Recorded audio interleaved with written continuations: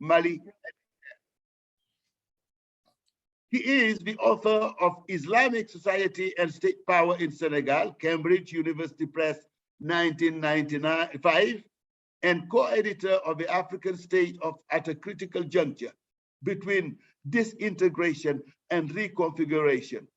That's Lynn Reiner, publisher, 1998. The Fate of Africa's Democratic Experiments, Elites and Institutions, Indiana Press University, 2005, and the journal issue Économie morale et mutation de l'islam en Afrique subsaharienne, Afrique contemporaine, 231, AFD Paris, 2009, as well as of many articles and book chapters on politics and religions in West Africa. He is also the editor of the Oxford Handbook of the African Sahel published in 2021 as an Oxford Handbook, and which was, presented to the public a few weeks ago in here, the West African Research Center. So, Professor Leo Vialon, you have a floor for 10 to 15 minutes. Thank you.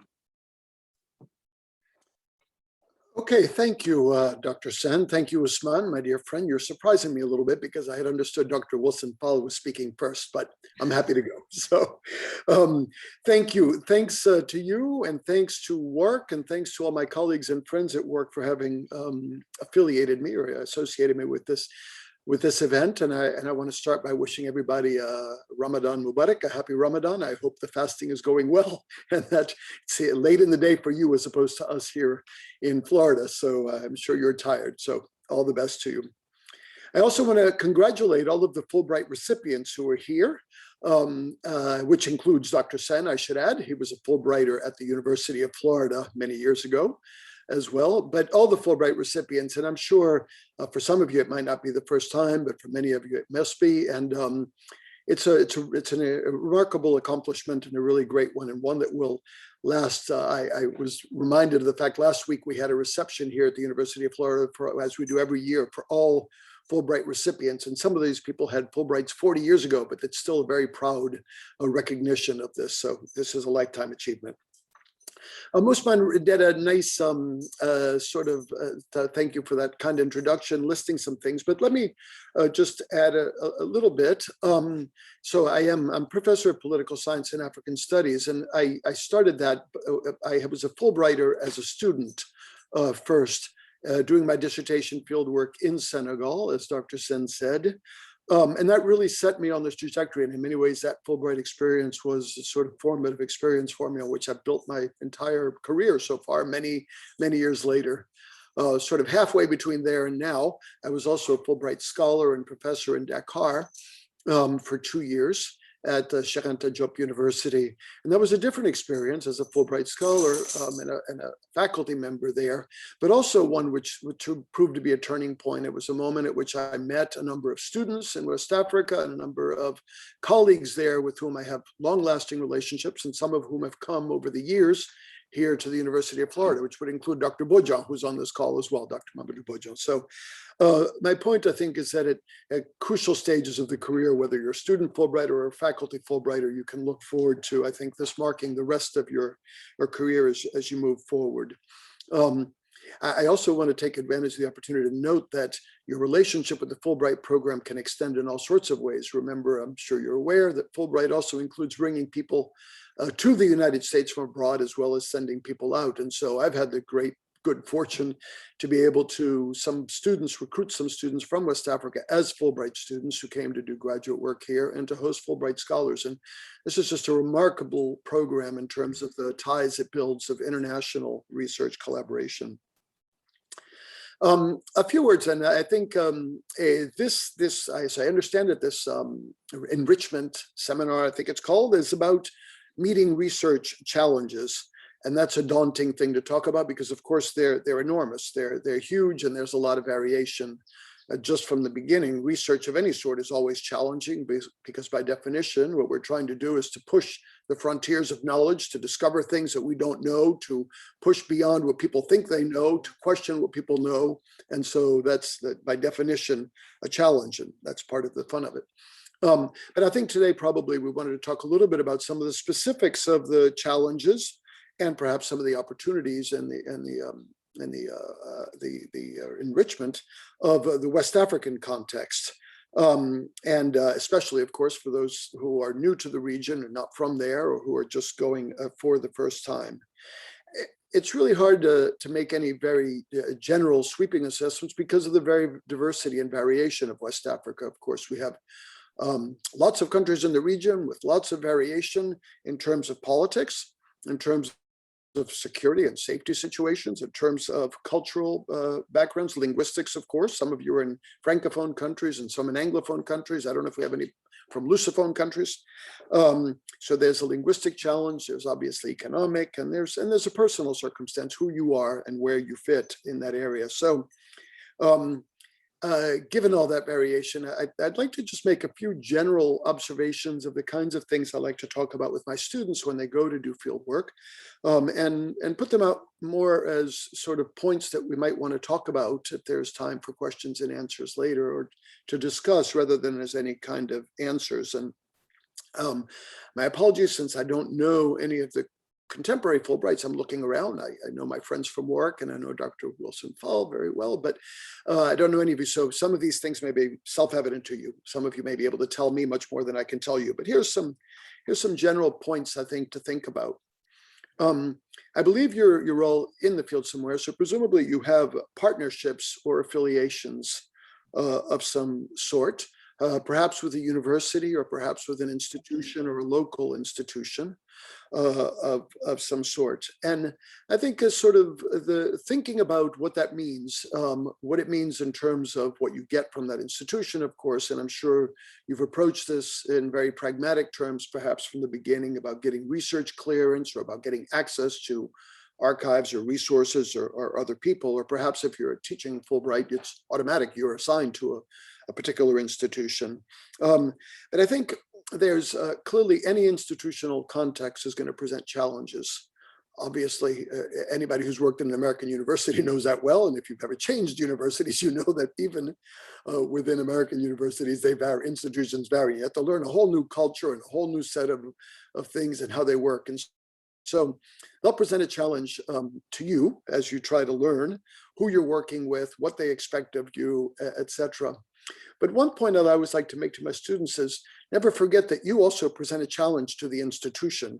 They have to figure out what they're going to do with you, how you fit in, what kinds of ideas you bring that might reinforce some of the ongoing debates or undermine some of the undergoing debates or positions. You become part of this dynamic. And it's a wonderful thing and it's a great thing, but I think it's extremely important. And I try to remind people to think about this as a two-way street.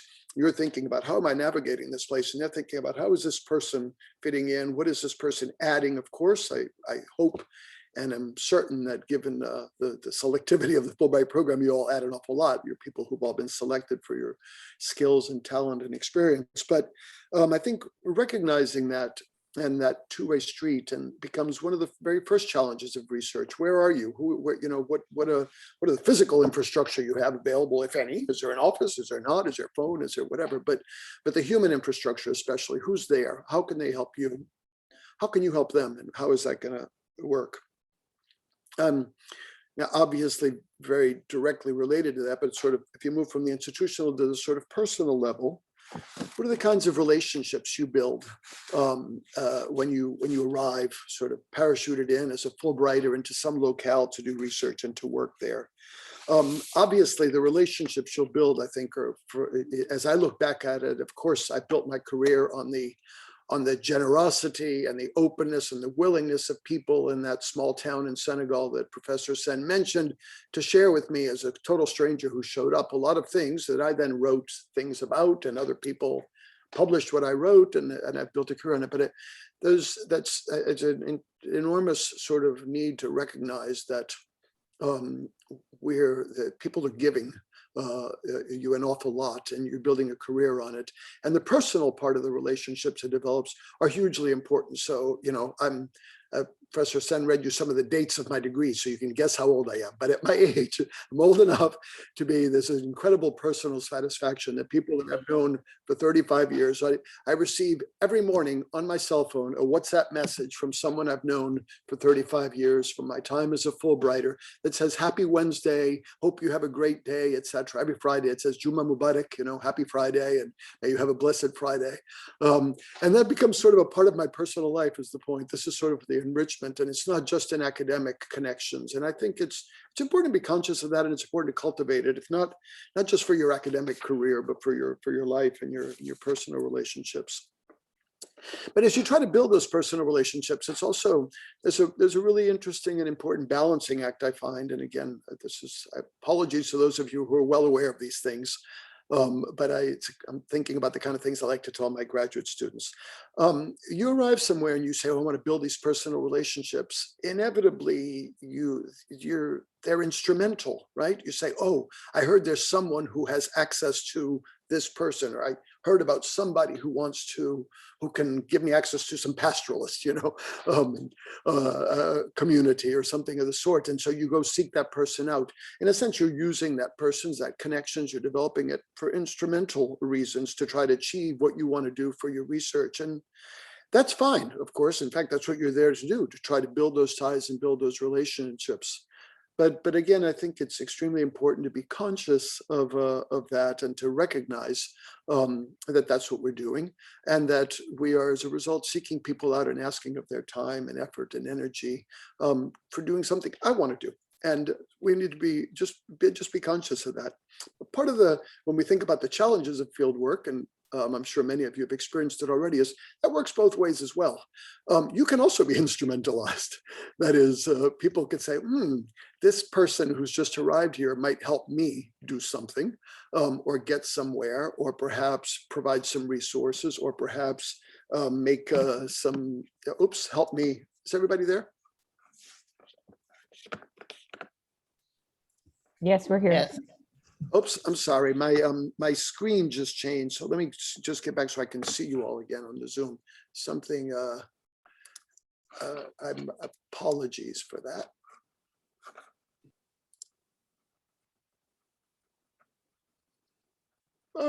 Sorry, I can't see you anymore. Give me just a second.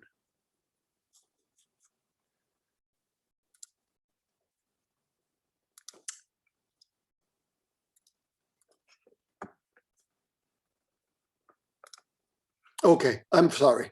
I'm using my home computer and my phone is somehow connected, and a call came in and cancel my screen. My apologies. Anyway, I was saying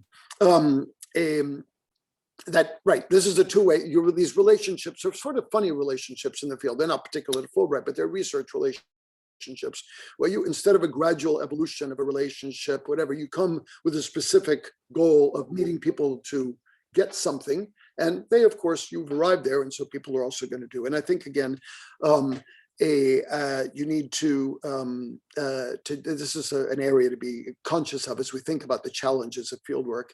And for most Americans, and all of, I think, the Fulbrighters here are the Americans who are in West Africa, there's inevitably differences in economic resources. There's inevitably difference in risk factors, et cetera. And so there's an inequality that starts from the very beginning. I remember being so acutely conscious of thinking of myself as a poor student, and went to, as a Fulbrighter, into the field in this small town in Senegal, where I still thought of myself as, well, I'm a poor student. I had been a grad student for a long time and thought of myself as a poor student. It turned out I was one of the richer people in the town as a poor student, because I had a Fulbright grant and I had a regular access to resources. So I think we need to be very conscious of that, and of how to balance people's perceptions and how to nuance people's perceptions of who you are and what you bring, as well as your perceptions of others. So I'm sorry if that's very general, but I hope it's of some interest. And then a final point I'd say is that when we think about the research itself, what are you trying to achieve? What are you trying to learn? Who benefits from it? Obviously, if you Fulbright are getting there, the benefits to you are very tangible. Hopefully you'll get a thesis or a dissertation, a degree, or if you're a faculty member, publications, promotions, etc., on the basis of it. But I'm sure you're all, of course, keenly aware that we want our research to serve much larger purposes and bigger purposes. Somebody benefits. It's research that has some difference. And I think one of the things we want to, as we think of challenges, is be constantly conscious of what the research brings to the people who are making the research possible. Who are these people? Are they informants who are telling you? In some senses, they're people who are sharing information with you. But are they collaborators, partners? Are they subjects of your research? How do you define and how do you blend all of those things in such a way that the careers that you're building or the research that you're doing based on these interactions I think we have to ask ourselves a question, let me phrase it that way. What are the results going to bring, not just to you, but to them, if anything? And if not, what does your presence mean?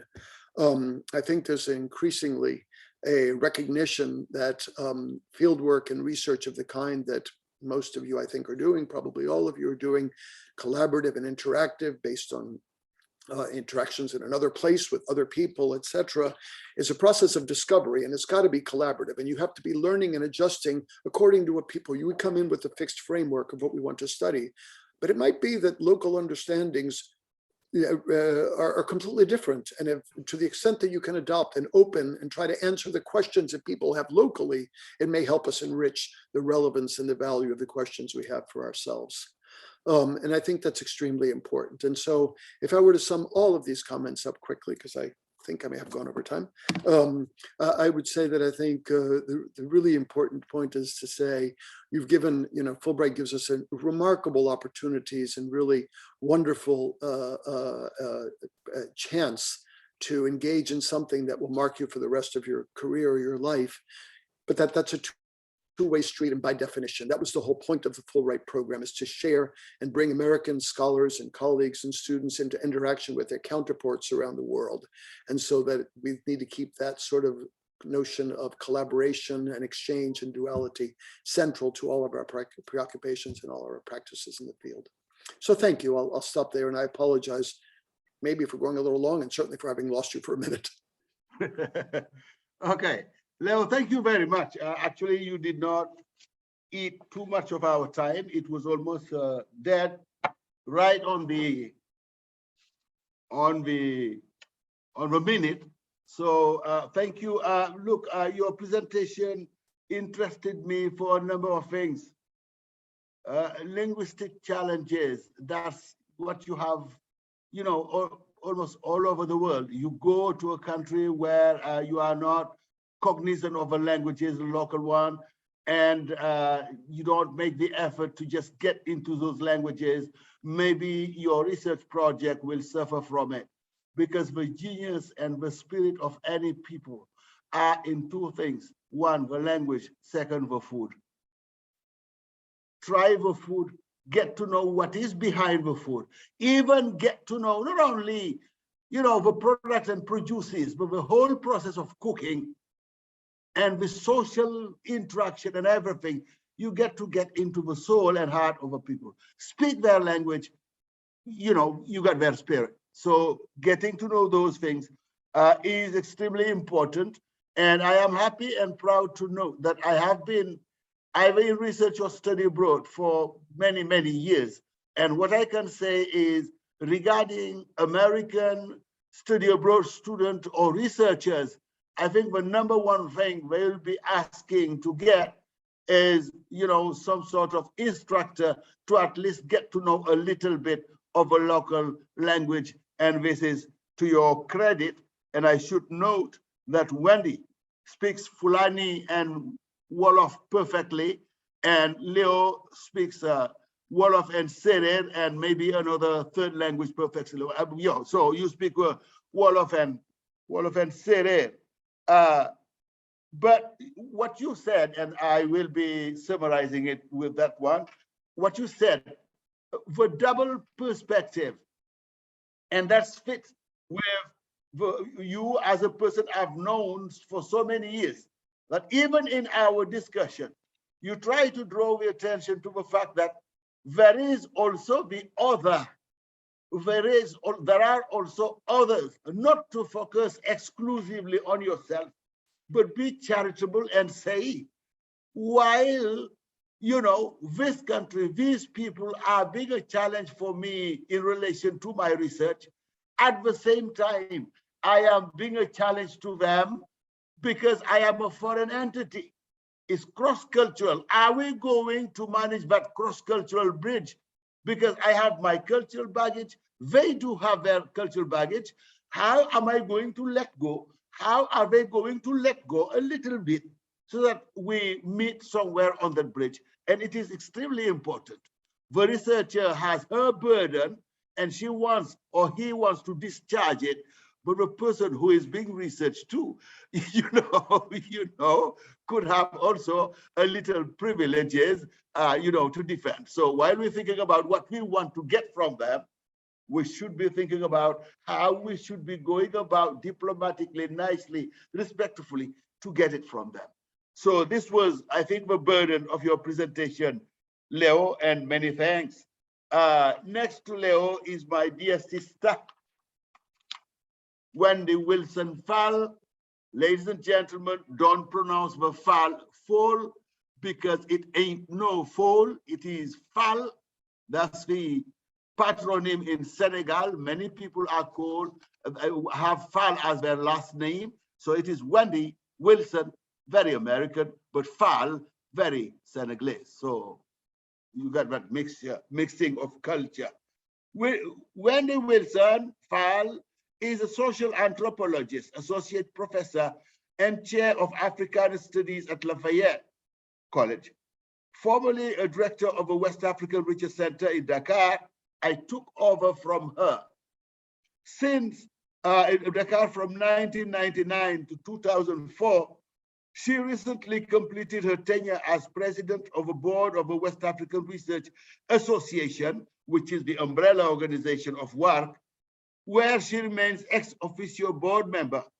She currently also serves on the board of the Africa Network and ARED, Associate for Research and Education in Development, an organization that supports literacy in West African languages with a focus on the Fulani, Pular, Fulfulde language. Wilson Fall has published in academic journals and edited collections. Her research and writing concern themes of exclusivity, inclusion, marginalization, and difference. She has engaged these themes in West Africa and in the United States, with the latter looking at Black ethnic identity locally and in the context of global conversation on Africanity. Her book, Memories of Madagascar and Slavery in the Black Atlantic, 2015 Ohio University Press, engage these questions in relation to oral tradition and the archival story. She's a fellow of a unit on youth and pastoral mobility at the University of Gaston Berger in Senegal. Wilson Fall has lectured at many public events, public venues in the United States and abroad.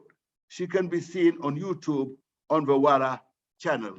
Ladies and gentlemen, my sister, Wendy Wilson Fall.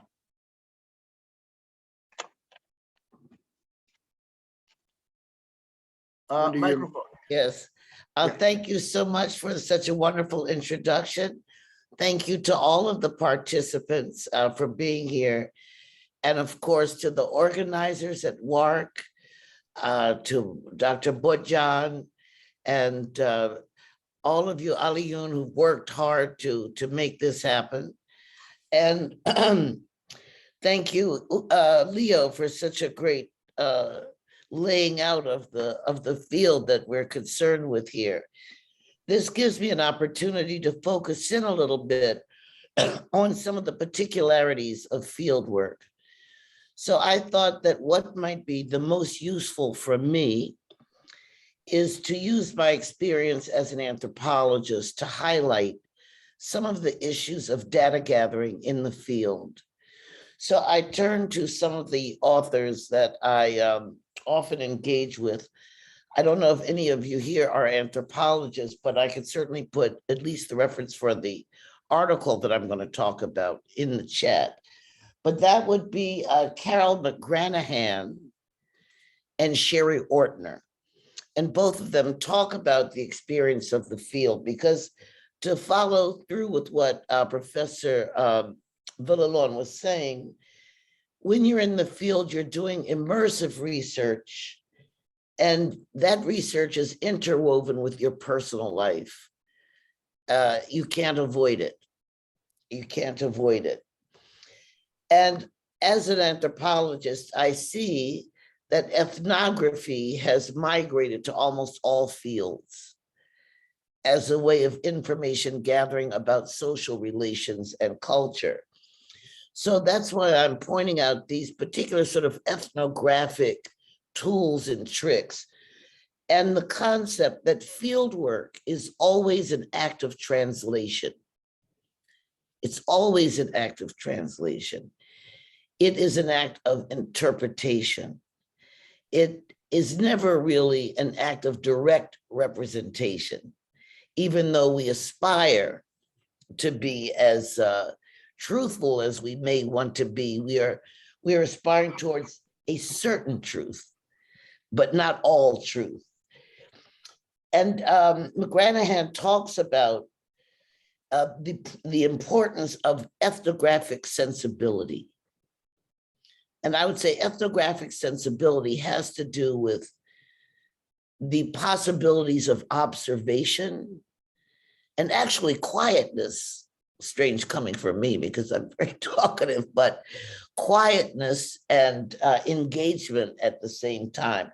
And I know some of you probably already know this, just as Professor Villalon was saying, but I thought that this was one of the things that could be underlined. At the same time, there's a process of rigorous self-monitoring in fieldwork, which Professor Villalon also referred to. As we would say in American jargon, it's not all about you.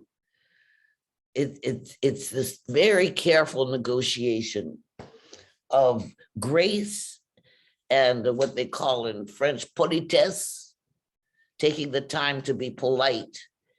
That is so very important, more important than we often imagine. And to that point, I want to point out that I think patience and respect for authorities are two really important tools. This has nothing to do with what you think of the authorities or the position of the authority, or whether you agree with the authority. It's simply that to make it through your fieldwork experience, part of that experience that might be very instructive is the role and function of authorities. So you can see it as both a constraint, but also a learning opportunity. And I think that as McGranahan said, it's necessary to pay attention to the conditions and experience of life as actually lived, as much as intellectually and bodily possible. That means you're kind of always on high alert, which is pretty exhausting. But I think it is what gives you the possibility to really take advantage of the field experience, using yourself, as Sherry Ortner said, the self as an instrument of knowing. The self as an instrument of knowing. So I think it's important to remember that you're always entering a stranger's world. You're always, it doesn't matter if you're from the next town or from the capital city or from another country. You're always entering a stranger's world, which requires a certain consciousness, as Professor Villalon also suggested, of your positionality. And so in talking about positionality, we already talked about all the benefits that you get from being a Fulbrighter, which are going to extend into the future and which have made so many things possible. Your positionality sometimes will overwhelm your intentions or even your personal identity. And I think this is another thing can be very fatiguing in field work, that your Americanity overwhelms your obvious intentions, at least obvious to you, or intervenes in your relationships with people. So those are things that you just have to constantly work at, I think. So along with this, defining your field, as Professor Villalon also said, like, who are you focusing on? You may have several fields in the field. All right, you have bureaucrats, you have villagers, you have perhaps urban dwellers, you have people in a particular discipline or institutional situation like the Ministry of Education. Each field requires an intentional approach. And unfortunately, very often, crossing from one field to the other, you cannot use the same approach, as I'm sure many of you already know. And I'm just going to close it because I think Leo really said a lot of the things that are pertinent here. And I just want to just sort of give you some more granular considerations. Where you exist in the nexus of political interests, rumors, and professional daily life is really important. And the consciousness of the potential, I hate to say this, but conflict is really, really important. In my own work, I've lost some of my research locations because of conflict in the Northern Sahel. There are many places that I worked I can't go to anymore because of the political instability and conflict among pastoralists. But whenever I do go, I'll say that it's always fresh. I'm not carrying too much conceptual baggage, or at least I try not to assume that I know the situation. I always try to start fresh in that given moment. And I think in African studies, this is a really important challenge because of the counter discourse of Africa as a static location. So I think one of the opportunities we have and one of the challenges we have is to translate the dynamic aspect of the field, the changing aspect of the field, and the transformations that are really going on right in front of you. As you will see, you may have had a fabulous outline, and then when you get there, something changed, and it's not exactly what you thought you were going to be studying. But I think that's an immense opportunity and not a defeat at all. I think that it's a comportment of learning that's going to take you the furthest. And so I congratulate all of you, and I can answer a lot of questions. Maybe I don't want to bore you and go off on some anthropological reflections. But I just wanted to bring out those points and how the personal really is entangled with the institutional, and how you sort of have to have this constant self-monitoring of yourself and the people around you without it becoming drudgery, and trying to see it more as a sort of a constant and very stimulating opportunity to learn. Thank you. Thank you, Wendy. Thank you. Wendy, thank you very much. A few words around here. You link research to personal life, and it reminds us of a stance which is supposed to be the stance of the scientist, of a person seeking knowledge, distanciation, neutrality between you and the object of your investigation. And you assert here something which is rather different, that there is a connection between research and personal life. and going by your own experience and your own lifestyle and your own life goals, we can certainly assent that there is a close connection between research and personal life. But you have another felicitous phrase: field work is an act of translation. I happen to be a translator myself, but an act of translation. Translating from one language to the other, translating from one set of social values to the other, or translating, which means crossing. There is a process and a need for crossing somewhere, crossing from the researcher to, or crossing from the observed to the observer. But the cross, translation, trans in Latin, cross, certainly applies, and it shows how intricate, but at the same time, how generous, doing research should be, because it goes beyond the fact of trying to drain, a mountain of knowledge. It's also, maybe reaching out and trying to touch the other, who is no longer a subject, but an object, and the two at the same time, because of your generosity as a researcher. And this certainly is illustrated even in anthropology, which is what you do. This difference between groups. After all, if all of you have read the novel by Sheikh Hamidou Khan, Ambiguous Adventure, see that passage where the madman described his arrival in France, maybe Paris, and the way he described the French. The French have feet? No, they have conchs. Hooves, yeah. Conchs, because he doesn't see any feet, he doesn't see any fingers, he doesn't see anything but just a pair of shoes. They're conchs. That's translation. That translation.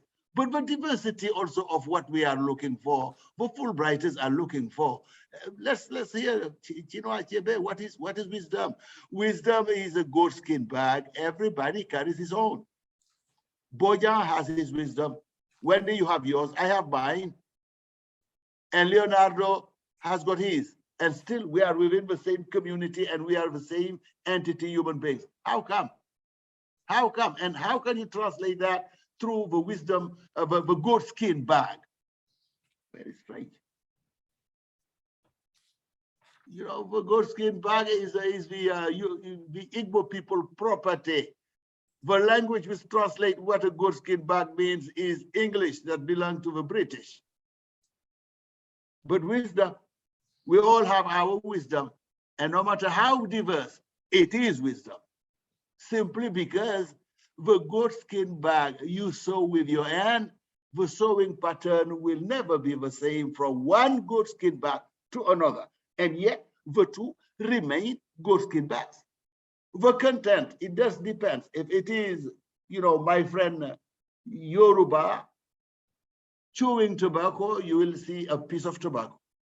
He is going very far, he needs a piece of dried fish, He will need also a piece of dried meat, and he will need chalk to draw on the line in your home to show peace. He will need kola nut, everything. Somebody else may need something else. So the diversity and the need to reconcile diversity, that's also something you discussed, Wendy, and we would like to thank you for that. Now, what we've decided to do is immediately give a floor to the Fulbrighters so that we have a combination of presentation, and from there we'll engage the discussion. So the next person to come is Joanne Bennett, right? Joanne Bennett, RN, PhD, is a public health specialist with clinical specialization in HIV/AIDS care. In October, she began a second Fulbright in Guinea. The first was in 2016, 2017. Before Fulbright, she was a research scientist at the New York City Department of Health and Mental Hygiene. She's worked with WHO, the World Health Organization, UNICEF, PEPFAR, Project Hope, and International Rescue Committee in respectively Vanuatu, India, Lesotho, Tonga, Samoa, Vietnam, and Bangladesh. She's currently a Global Health Council delegate to the World Health Assembly since 2016. Ladies and gentlemen, Joanne Bennett. Hi. My video is off, but I'm sharing the screen. I hope you can see the slides. Can you confirm that, Celion? We can't see them yet. No, not Go yet. ahead. We're not seeing them yet. So is that something I have to do? I did what you told me to. Well, I mean, That's okay. maybe Maybe it's you a can just, technology she can throw. you can activate maybe for Are a. you sure I don't need to have the video on to share the screen? Might be. Then try to turn it on. You need permission to share. You have to be a co-host. Are you a co-host if you go to the list of participants? Oh, Are yeah. you selected as a co-host? Then you can Yes. do it. I don't think so. Yes, you are actually. So should I be putting the video on or what? Or You just- should be able to share without the video. Yep. At the bottom of your Yes, look. screen, That's I right. did that. There you go. there you go. Okay, okay. Super. Here we go. Maybe. Now- Yeah. Now can you see? Okay. Perfect. Okay, perfect. Maybe not perfect, but at least visible. Okay. Hi, everyone. I'm delighted to participate today. Those were two very interesting, I would say, right on the button presentations. I could identify with quite a few things. Thank you very much. So here I am in Guinea. This is my second Fulbright, as Professor mentioned. I was here in October or in the year 2016 to 2017. And why Guinea? I have to say, I didn't choose Guinea, Guinea chose me. And there is a saying here actually in Guinea that I learned that is, people don't choose or want to come to Guinea, but they end up here, and when they do, they don't leave or they keep coming back. And so that's my story for sure. I first came here in 2015 as part of the seed response to Ebola. I was here for 3 months, went by very, very quickly. I did some epidemiology and a couple of prefectures outside of Conakry, but that was my only sightseeing. But I enjoyed working with my Ghanaian counterparts, had good relationships, and wanted to come back. So I looked for a way to come back, and Fulbright offered that up. I'm here now, and as in previously, at the National University of Conakry, which is one of 4 public universities in Guinea. And it is where it's the home of the School of Health Sciences and Technology. Health professionals are also educated at 2 other universities, private universities. And there are some health schools for professionals, not university-based. Guinea is about the size of Michigan or Oregon, with a similar population as those states, about 12 million people. So I share that with you. I don't know how many of you knew that little factoid about Oregon or Michigan. I learned it on the second day of my first Fulbright here. So rolling back and fast forwarding the present, 5 years ago, 5.5 years ago, my work was about looking at health workforce needs and how recently graduated health professionals were prepared or felt prepared to meet those needs. That got translated into, not by me, but promoting a culture of research or addressing gaps and promoting evidence-based or evidence-informed clinical practice and public health policy. This year, it's more of the same with a slightly different perspective, specifically using a strengths-based approach within the existing research culture and letting my colleagues call the shots, starting with writing the project statement for the Fulbright application. It's adaptive on my part, particularly at the protocol planning stages, integrating practice-based research into teaching, or actually more accurately, organizing the teaching around the research. This could be seen as within a decolonizing frame, recognizing that recognizing the local and fitting into it, as opposed to bringing one's own agenda. The expertise is here, it's already here. Certainly it's under-resourced, including human resources, technical resources, and the range of material resources, not just money. In public health research in the US, we talk about co-creating protocols and interventions with individual patients and communities. So this is a slightly different version of that, starting with the Fulbright application itself, as I said, which I prepared with the Vice Rector of Research at the City and the Director of Quality Assurance, who is also a collaborator at the National Institute of Public Health. And of course, as both the previous speakers mentioned, that this is really, or was only possible because of ongoing and previous relationships. And to some extent, a great extent, in fact, of continuing those relationships with a network over the intervening years, both coming back and forth and also Zooming, even after COVID, before COVID, and certainly WhatsApp and email. So it remains a work in progress. You know, the airplane analogy of changing parts while the plane is in the air certainly fits, except for the part that if you make an analogy to a plane, you kind of think of speed, and we're not talking about a speedy process. And to some extent, the process, the result is the process, and the process is the result, and it's an iterative process with multiple possibilities that are not necessarily planned at the beginning or at any specific point along the way. I would say that we're now getting into the what should be the phase of, okay, let's get started, but it might be a little bit of, oh, look what we can do. Maybe we'll do that, or hey, look at what we've done.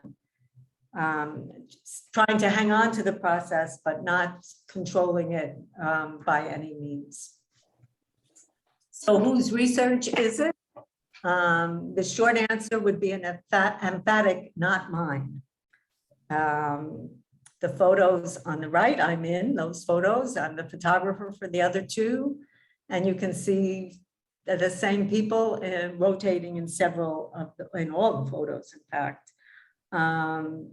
Because in fact,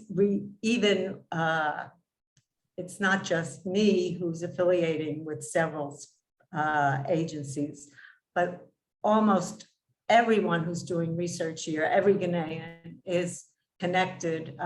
There's a lot of cross-pollination, partnership between agencies and people at different spots according to a particular research project. So my role is, it varies a bit day to day, co-investigator, mentor, analyst, advisor, editor, critic, collaborator, contributor, translator, ethicist, an all-around team member. The Fulbright application sort of explicitly said that. and identify possible and likely projects, about a half a dozen, with the idea that because we were writing, of course, the application was in September or August 2020, and here we are in 2022. So we anticipated that what was possible or likely, what would actually materialize would evolve. And it certainly has, as you know or may know, I'm sure you know, that in early September, there was an unexpected change in government here, and that had a trickle-down effect still going on over the last few months, even down to the university and throughout the Ministry of Health. For example, the academic year was scheduled to start the first week in October. In fact, it was the middle of November. A new rector, which is the equivalent of the university president in the States, was just appointed at the end of, the end of January. A new minister of health was appointed in, I think it was the beginning of December. And so naturally with either of those appointments, there's trickle down. The dean of the School of Health Sciences left, and I haven't met the new dean as yet.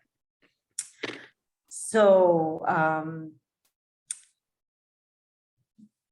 what can I say? Coming from a community health background, my aim was and remains community-based participatory action research. But in the spirit of co-creation, I'm not leading, and I'm not even leading from behind. It's more like following from the front. And it's a privilege to be on the front line of Ghanaian research, with plenty of lessons to be learned, still learning. And as Professor Villion and Professor Wilson Fall suggested, they didn't suggest that I was making mistakes, but I could say with all of these lessons, many are learned from mistakes. I tried to fit them arbitrarily into the categories that Alioune gave us in the terms of reference, but in fact, they could all fit under cultural, or under institutional or political or communication. And when I say political, there's big P and little p. And of course, neon P, patience. And I come from New York. There is no patience in my DNA. And I started out in during my first Fulbright thinking, that would be the lesson, that would be the one thing I might learn. I learned a lot, I didn't learn patience. So here I am again, repeating the course. And to answer the question that I put up on the slide, does no mean no? Well, I don't know, because here people don't say no. So yes often means no. It's hard to know when yes is going to be no. It frequently eludes me, and I continue to learn I continue to learn that the yes that I've been planning along or going along with for whether it's a few days or a few hours or a few weeks turns into what I would consider a no, but we're still saying it's a yes. And I'm sure some of my colleagues are thinking, when is she going to figure this out and stop with the planning on this? This slide lists the agencies that are represented by the logos on the bottom of my slides. The two gray areas they're missing their logos on the slide. I'm sorry about that. And of course, ECOWAS, or SEDEO as we call it, and its associated West African Health Organization are not organizations here in Guinea, and I'm not working with them directly. And I'm not working at all of these sites. I think 4 of them are actually on the campus of Gamal, but I have crossed the threshold of all of them, Zoom back and forth, except for the Center on Environmental Research. And the people who I am working directly with all work, not at all of these sites, but the team is at one or I should say more than one of these sites. No one works at just one place. And I should point out, we work within a One Health framework, so that that also supports or emerges from all this interagency collaboration, partnership, multi-site work. But I should point out that there are no full-time faculty at the School of Health Sciences and Technology. And by that, I don't mean that people are adjunct, I mean they are part-time. The entire faculty is part-time. The Faculty Senate is part-time. I'm not saying that university-wide, but for the School of Health Sciences and Technology. Most of the faculty have full-time positions at the Ministry of Health, either in administration or in clinical setting. Some work in addition to that in private practice or a private clinic, private hospital, and some do teaching at other places as well. Very busy people. So anyway, it adds up to a whole lot of fun. That's what keeps me here, what brought me back. And I will happily answer any questions, hopefully, if I'm able, that you have. I'm looking forward to hearing about others' research, others' work, and the challenges, and if they have solutions, I will be eager to hear those too. Thank you. Okay, thank you, Joanne. Thank you very much. You're welcome. For your work in progress, although really I see that you have covered substantial ground, particularly in that part which is called lesson learned, the socio-cultural dimension, the institutional, the political, the communication dimension. And I thought about what you said, no doesn't mean no. I don't remember how many times I've been telling both our students and researchers from overseas that you are in a country, in a civilization, where no does not necessarily mean no when it comes to human relations, particularly with men and women. And no does not necessarily mean no under certain circumstances. And you are quite right to point it out and put it on the table. And the various stances and attitude of a researcher vis-a-vis the person who are the subject of an investigation, the attitude of participant, observer, participant, many things which have been investigated. But your remarks here and your presentation show certainly that there are many areas in the field of research itself which should be researched further for researchers to be more comfortable going overseas and engaging in the daunting task of doing their research. So thank you very much. We will be coming back to it when we enter the time where we'll be doing the exchanges and various discussions. Maybe, and without further ado, go to Dion. Dion Cross-Francis, that's the next one. Dion Cross-Francis is a Fulbright scholar to the University of Ghana, Legon, and the Joseph Naker Term Professor in the Culture, Curriculum, and Teacher Education Program. Hello, can you hear me? At the University of North Carolina at Chapel Hill. Her research focuses on understanding the contextual, cultural, and teacher-specific factors that motivate teachers' action as they plan and instruct lessons in mathematics. She also investigates the influence of participation in multi-generational counterspaces on high school, undergraduate, and graduate women of color, well-being, and abilities to thrive. The results of his work have informed the design and implementation of teacher professional development initiatives in the US, Indiana, Georgia, and internationally, Ghana, Jamaica, Kosovo, South Sudan, Turkey. She also co-directs the I Can Persist, ICP STEM initiatives. She has received several awards for research, teaching, and service, as well as federal and state funding to advance this work. So we are going to give the floor to Dion Cross Francis. You have a floor. Thank you. Okay, thank you, everyone. Thanks to the presenters so far. Your work has been really interesting to hear about, and we've really appreciated all of the words of wisdom and advice that you've had to share based on all of your extensive and kind of thought-provoking work that you've done.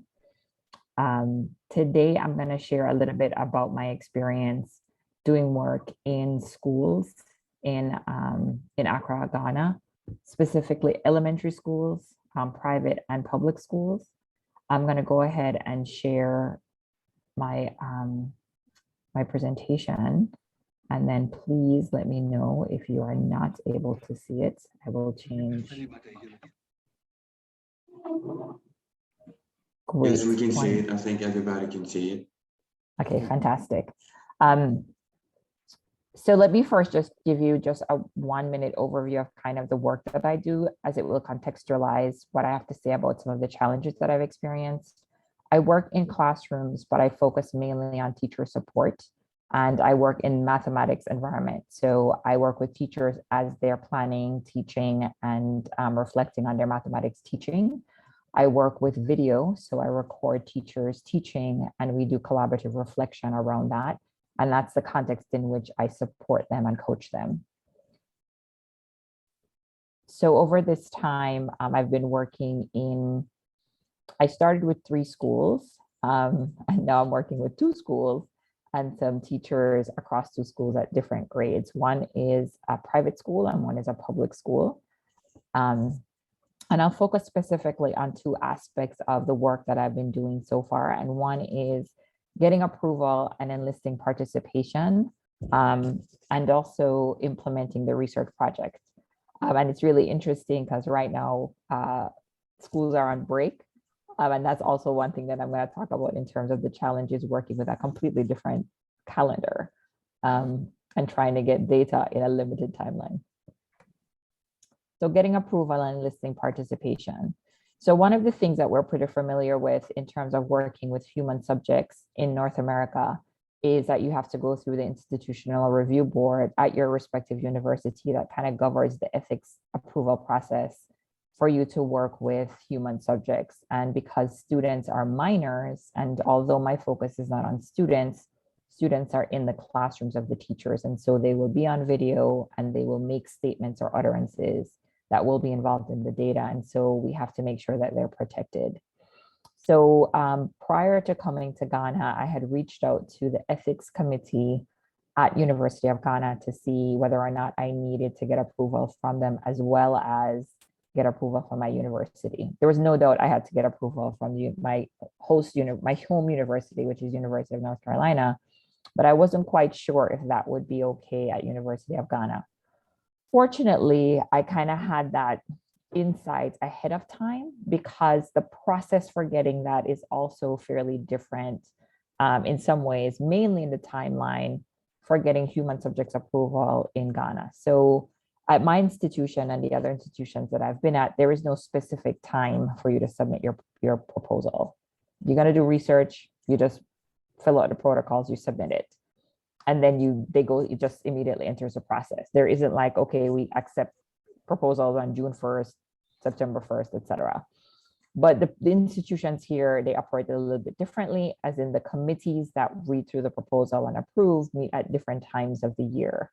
So when it occurred to me, let me check, I was about 6 weeks for the next time that they were going to meet. So I had enough time to prepare the proposal and submit it.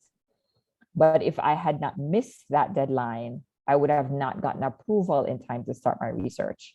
And so, you definitely want to make sure that you're checking on the protocols of the institution that you're going to be at, because that could really shift your timeline undesirably in terms of what you're able to accomplish in the time that you're here. Then that's just one level of approval. Again, when you're working in schools with minors, you oftentimes in the US have to get district approval. So here, having that insight, I inquired around who do I get this approval from to actually enter schools? And depending on who you ask, you get different information. What was consistent was for public schools in Ghana, you have to go through the government body, which is Ghana Educational Services. So that I knew. And I had visited in 2019 and had met individuals from that organization. So that was consistent. It was just now to locate the individual in the particular region to get that. What was a little bit more tricky was when you went into those schools that were public schools, but were run in a more private fashion. So public schools, as in the broad umbrella, is the educational institutions, the educational organization in Ghana, but then they're connected to a university or some other entity. And so that becomes a little tricky in terms of finding out who to go to get approval. And sometimes the person who actually thinks they are the one to provide approval is not necessarily the person who is there to provide approval for you. So the initial person I went to was the principal, had a conversation, explained the research, and that was not the person. He actually gave approval.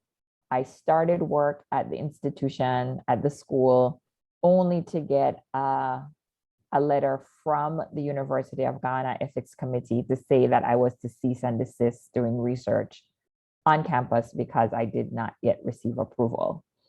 Went to the principal only to find out that, yes, I gave you approval, but you also need to get approval from the chairman of the board.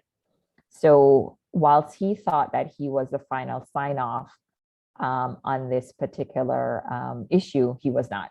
And so I had to stop my research for a couple of months while I went through the process of getting approval from the chairperson of the school board. And so it sometimes, even though you try to do all of the legwork that you need to do, you still along the way recognize that you probably needed to ask more people different kinds of questions in order for your research not to be interrupted. Another thing that's really important when you're working with vulnerable populations like students is that you do have to get parental permission. And also in the US, you have to get student assent if they're over the age of 7. The ethics committee, when I submitted the documentation, required parent approval, but they did not require child assent. And that was particularly interesting from a cultural context. Everyone that I had that discussion with, the principals, the teachers, the parents, were surprised that why would you need the student to say it's okay? I said it was okay, so it's fine. Like you don't need anything from the students. And that was a cultural thing, right?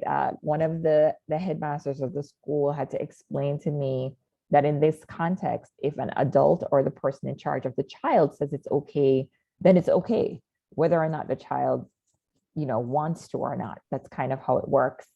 And so I needed to have the student assent for approval on the North American ends, but I did not need to have that for the approval on the Ghana end. And so I had to navigate explaining that to everyone, like why it was important and why it was needed, because I needed those forms signed and returned. And so it's you're navigating a cultural issue there, not quite knowing how to extrally communicate that. And so that goes to my next point in terms of enlisting allies and supporters to help you to make sure that your communication is clear and to kind of translate, what you are having difficulties and struggle with communicating.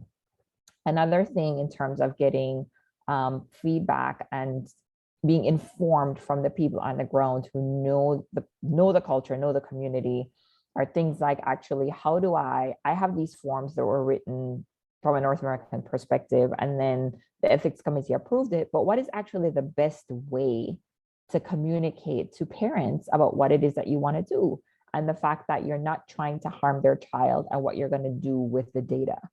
And understandably, there were several parents who were suspicious about this person coming from North America to take data from their children. What are you going to do with the data, and so on, which is not clearly communicated in the consent forms. And so I had to prepare another document that was much clearer and responded to the questions that they asked. And so, kind of the headmaster at one of the schools played that liaison. I was able to give me that information to say, oh, what questions are they asking? Let me, create a cover sheet and send that information to them as well.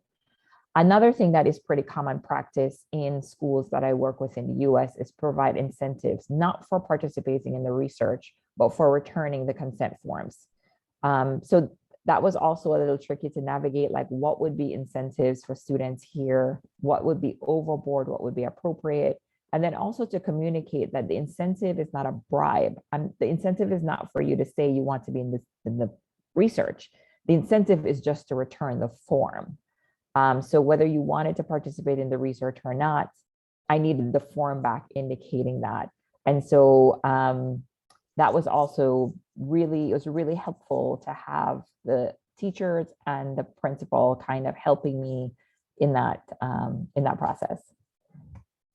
So the next thing I wanted to talk about was, so got all the approval, got the consent forms back, which took longer than anticipated. Then also now moving forward with actual data collection and working with the teachers. And so one of the reasons why I wanted to come to Ghana to do this work was in 2019, they rolled out a new mathematics education curriculum. So what the teachers were expected to do in their classrooms, content-wise was similar, pedagogy-wise was very different. And it required really a shift in mindset and identity in terms of who you were going to be in the classroom and how you were to engage your students. And they had not received a lot of support from the government in this regard. So that was one of the reasons that I was here. But what that also means when you have not been, what is not being clearly communicated, what is now expected of you, is that you're not quite sure how to gauge what it is that I'm trying to support you in doing. And so there was initially like, well, no, why do we need any support? And like, why would we want to participate in this? And so on. So that was a little bit, challenging to be able to communicate. And in this aspect of the research, I needed to take on that responsibility. Like I could not hand it over to anyone else because of the approval process in the US. As the researcher, I needed to be the one to make sure that the participants understood what they were agreeing to. And so I was the one that needed to communicate that. So really kind of understanding the dynamics of, what is the cultural context? And in this particular case, it is the educational context that I'm talking about in terms of what is expected and then what you are requiring from a research perspective. I think one thing that I also struggled with was the unanticipated costs that popped up as research costs. And then also things that are not necessarily costs to participants in the US would have been significant costs to participants here. So as I mentioned, I work with video recording, and a part of the process of working with teachers is to record their teaching. And then they are required to watch their teaching, and I watch their teaching as well. And then we reflect on what happened in the classroom and make plans for moving forward. Well, in Ghana, data is really expensive, and teachers are not provided with computers. So they don't have laptops or notebooks. That is pretty typical in the US for a teacher to have even access. Maybe even if they don't have one, they have access. So how was I going to actually get them these videos for them to watch? Because they have to now download, which is a data cost. Putting it on a thumb drive also doesn't work because a lot of them they don't have access to computers readily at home or at school. And so now trying to build those costs and compensation into the research plan when your budget was already approved without these costs was also, a bit challenging. I had to try to pull resources from elsewhere in order to be able to supplement those costs. I think also one thing that I struggled with initially, and this was before I got to Ghana, was what is appropriate compensation? So in the US, when I compensate teachers within each state that I work with, there's a typical hourly rate that teachers tend to work from. And so you can think about, well, how many hours out of your regular teaching time would you be spending? And then you just kind of build in your budget X number of hours by whatever that cost is. And so I tried to access from various people, like what would be appropriate compensation for teachers for the time that they're working with me. And it was very difficult to get that information from just in general, like what were they making, what would be appropriate compensation. So, trying to find, someone in the local context who can communicate that information to you would be really, really helpful. I did end up trying to navigate a figure that I think was a little bit more than what would be expected, but I was fine with that because whilst I think that I'm supporting them, really, they're really supporting me in learning. And so, compensating a little bit more than what they would normally receive, was okay. I was more concerned with offering them a smaller amount of money that would really have been fair and equitable given, what they were going to provide. Another thing also was I looked up and searched for like the timelines and the calendar and what the school calendar was like. This is a byproduct of COVID, where everything changed in Ghana, and they started the beginning of the year in January. So my research is supposed to follow a teacher and a class over the course of an academic year. That doesn't really happen when the year starts in January and you're leaving in June. Also, there's a longer period off in the middle of the term, right? So at the end of the second term where we are now, they have a week of review, a week of testing, and then they have 2 weeks off. So smack in the middle of the research, I've lost a month. And so when they get back, I'm picking up in the second term.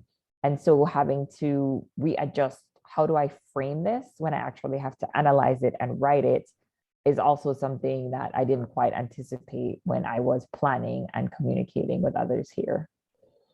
I think also culturally, in terms of the schools, how schools are structured, things when I came to visit before, I had conversations in preparation for coming again. And so I would say that was me. I didn't ask the right questions. So there's a kind of culture in the schools where, with regarding resources, if students don't come to school with pencils, then they just do without pencils. And so for me, if that's like, what? It means they can't engage in what's going on in the classroom. In the cultural context, it's about teaching them responsibility, making sure that they take charge of their own learning and bring those resources to school. But from my perspective, usually like in North America, kids don't have pencils. There are tons of pencils that they can borrow.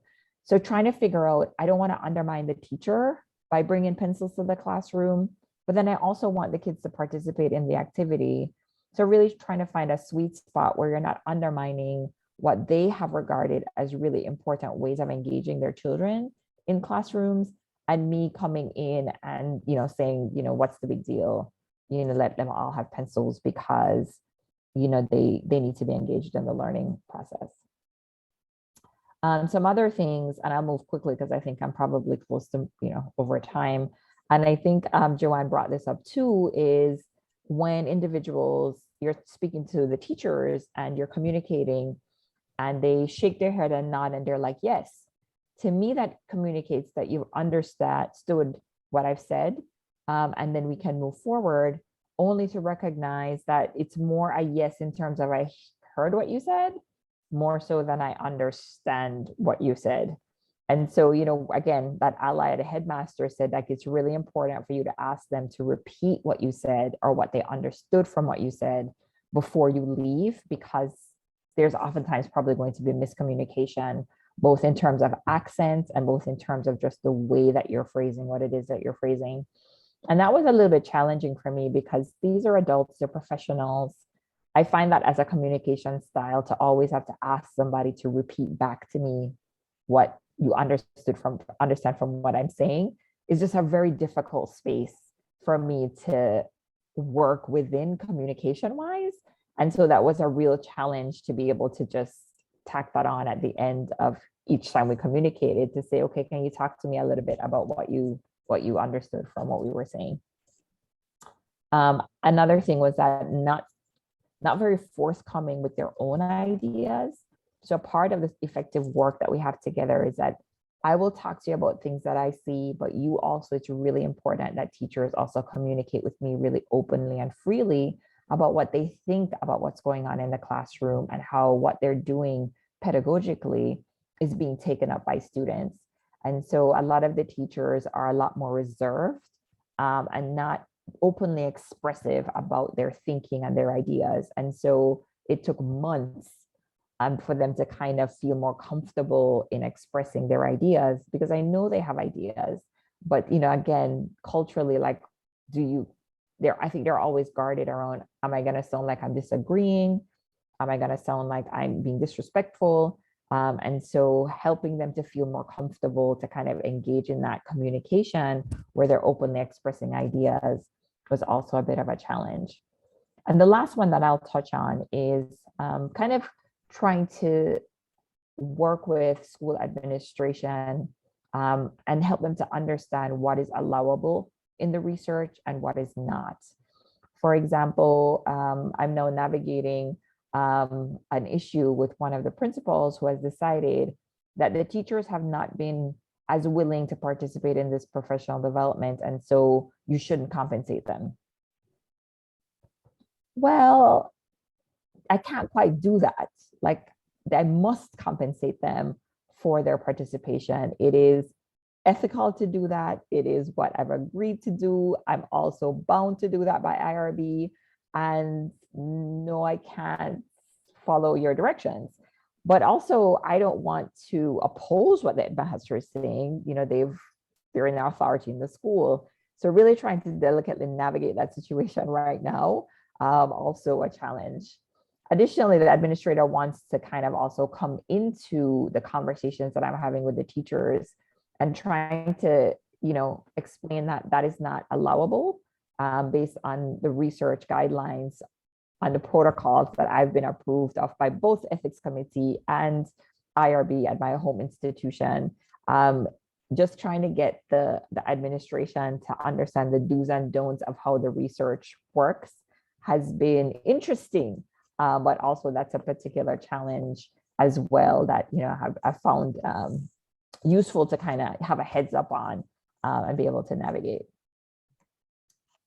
So I hope that the challenges that I've experienced has been useful and informative for those who want to go into schools, work in classrooms, that it might give you opportunities to really think through these are possibilities and how to kind of offset them before you get into the classroom. And if anyone wants to communicate and ask me more about what I've shared, please feel free to email. I can give you a lot more detail. Thank you. Okay, thank you. A little over 15 minutes, but that was so informative. We did not want to interrupt you. Sorry about that. Right. And Leonardo has got, yeah. Okay, Leo, go ahead. Oh, okay. Leo said we should be clapping to your presentation. We did, right? Okay, excuse me. Now, there are a number of issues you raised, and even when they reacted to some of them, who should be giving authorization for research, this notion of chain of command. Also, you put a word in inverted comma, and it relates to the student.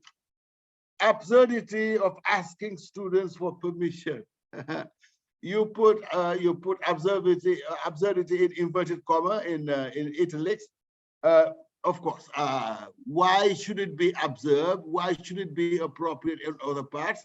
And this is the question of the relativity of what you call authority and power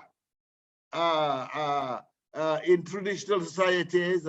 When do you give power to any member of the community to say, before you do this in relation to me, ask for a permission? Where do we start? Whereby the dad should be able to say, of course, do it. I am his dad and he's too young to retort, etc., etc. And all these are really political situations you need to negotiate and navigate in order to do things properly, and especially in order to do things while being at ease with your own mind. Because where you come from, you know that people are given their rights and they can stand for their rights and they have tools to defend their rights.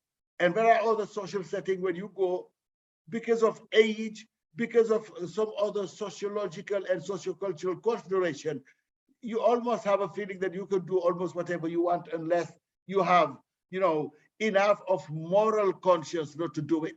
Or maybe there is another power somewhere to prohibit you. But at the same time, you make us understand that doing research is not simply taking your wad of paper, pieces of paper, and your pencil and doing it.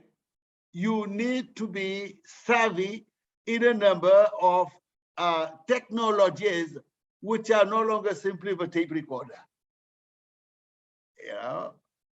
How are you going to handle or manipulate your telephone so that you can call somebody, you can take a picture, you can do a selfie, you can use many other applications which makes it so easy for you to do research. If you are not equipped with that, will you be able to do research in 2020? And these are issues you raise, and I hope that the researchers and the faculties will get back to those issues and ask you more questions. And again, thank you very much. We appreciate it a lot. Thank you. And now we're going to go to Selin Slam, right? Selin Slam recently received her bachelor's degree in chemistry at the University of Utah.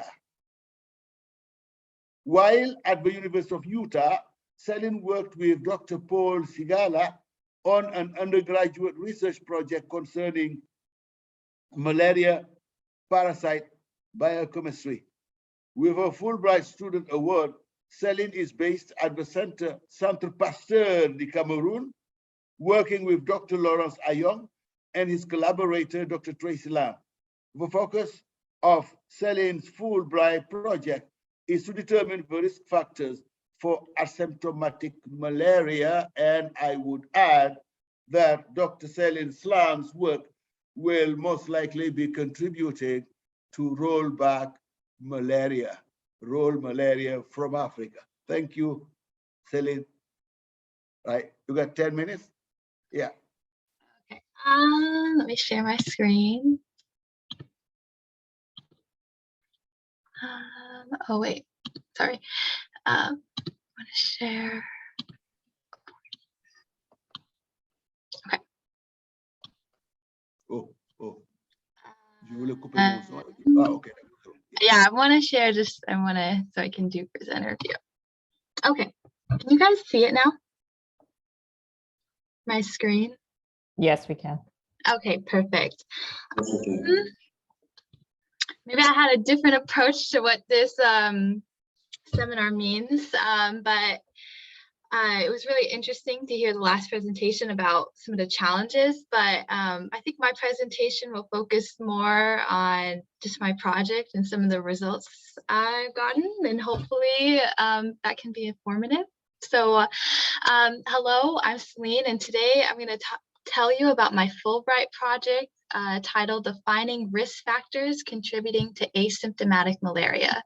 Malaria is a devastating disease, and recently the World Health Organization released their World of Malaria report that showed malaria is an issue more pressing than ever, with global mortality increasing 50% relative to 2019 to 627,000 deaths. Part of this increase is due to COVID-19, while another part of this increase is due to a change in the WHO methodology. But the message is clear that there's a need more than ever to try to control and manage the malaria burden. Cameroon was no exception to this increase in cases and deaths. But what's more concerning is that Cameroon is one of 11 countries that make up 71% of global malaria deaths. Malaria is caused by a single cell parasite called the Plasmodium parasite. And this parasite goes through 3 life stages: the liver, the blood, and the mosquito stages. What researchers, they tend to focus on is the transmission of the parasites from the human host to the mosquito, allowing the mosquito to infect other humans. Additionally, researchers, they tend to focus on the blood stage, where parasites rupture and reinvade red blood cells in a cyclical manner. And because this blood stage is the only stage where symptoms arise in humans. However, not everyone develops symptoms, since there is this phenomena of asymptomatic malaria. Asymptomatic malaria is defined of having malaria parasites in the blood without presenting a fever. While quote unquote asymptomatic cases are silent due to lack of symptoms, they still cause a wide range of health effects, including chronic anemia, cognitive impairment, co-infection with invasive bacteria disease. And since asymptomatic individuals make up the majority of cases in the population, asymptomatic carriers become this reservoir for continual transmission of the malaria parasite. And so my project entails what are the risk factors and characteristics of asymptomatic malaria and conversion to symptomatic malaria. So to carry out my research question, I worked with the Malaria Research Unit of the Centre Pasteur here in Cameroon to carry out a field study that focused on children in the SA Health District. The SA Health District is a good field site since there is known high malaria transmission in the area, and SA is about 2 hours away from the capital where we are, and we collected samples here from these 2 villages. So the field project was school-based, and this is what one of the schools looked like in SA. So yes, the study was school-based, and we collected blood samples from 134 children. 11 of those children had symptomatic malaria. 114 of those children had asymptomatic parasitemia, so that's about 85% of the study population, and 11 were non-infected, meaning they had no fever and no parasites detected by light microscopy. And then these children were followed over the course of 4 weeks, and their temperatures were taken daily by their teachers. And if a child developed a fever, the teacher called us, and we collected a blood sample from that child that same day. In total, 13 children converted from asymptomatic to symptomatic malaria. In total, we enrolled slightly more men than females. The median age was 11. There's a 70% prevalence of anemia, which seems to be related to that 32% of these children are underweight and the high prevalence of malaria parasitemia. And the median parasitemia was 511 parasites per microliter of blood. And so what we found that asymptomatic malaria is correlated with age compared to symptomatic malaria, but not parasite levels. Regarding age, children with asymptomatic malaria tend to be older, while symptomatic children tend to be younger, which makes sense because these children are living in a high transmission setting where they are repeatedly exposed to malaria infection. And the older you are, the more exposure you have to the parasite, which builds partial immunity to the parasite that can only suppress but not eliminate infection, leading to asymptomatic infection.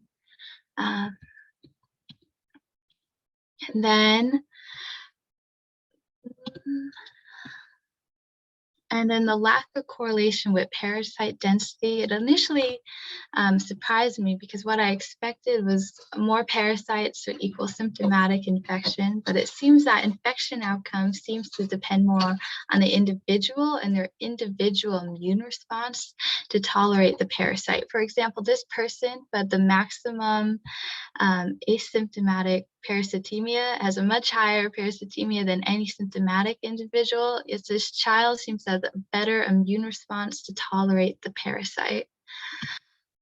Another finding that we have is that hemoglobin levels are higher in symptomatic children compared to the asymptomatic group, yet not significant. Overall, the hemoglobin levels across the asymptomatic, symptomatic, and non-infected groups are non-significant. But what is significant is changes in BMI. Malaria, regardless of being asymptomatic or symptomatic, causes significantly lower BMI compared to the non-infected group. So regardless of presenting symptoms, malaria has a negative impact on proper weight in children. As far as risk factors for asymptomatic malaria, the only one that we found in our study was with age. So the older you are, the more likely you are to have an asymptomatic rather than symptomatic infection.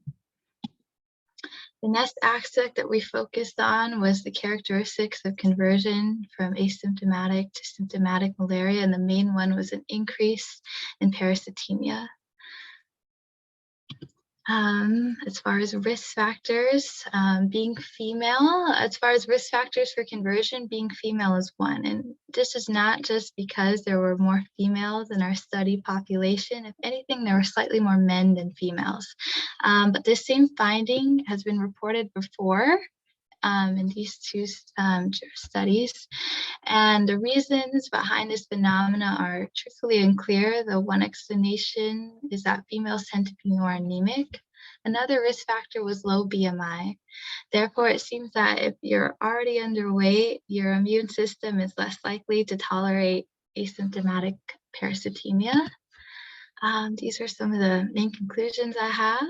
And I guess just for a future perspective, I hope before I finish the rest of my Fulbright to finish quantifying the parasitemia on the blood samples from week 4 to see how asymptomatic parasitemia changes with time. And I'd just like to acknowledge everyone here at the Center Pastor at Dr. Ayong Group. They've been very welcoming, and then my University of Utah collaborators.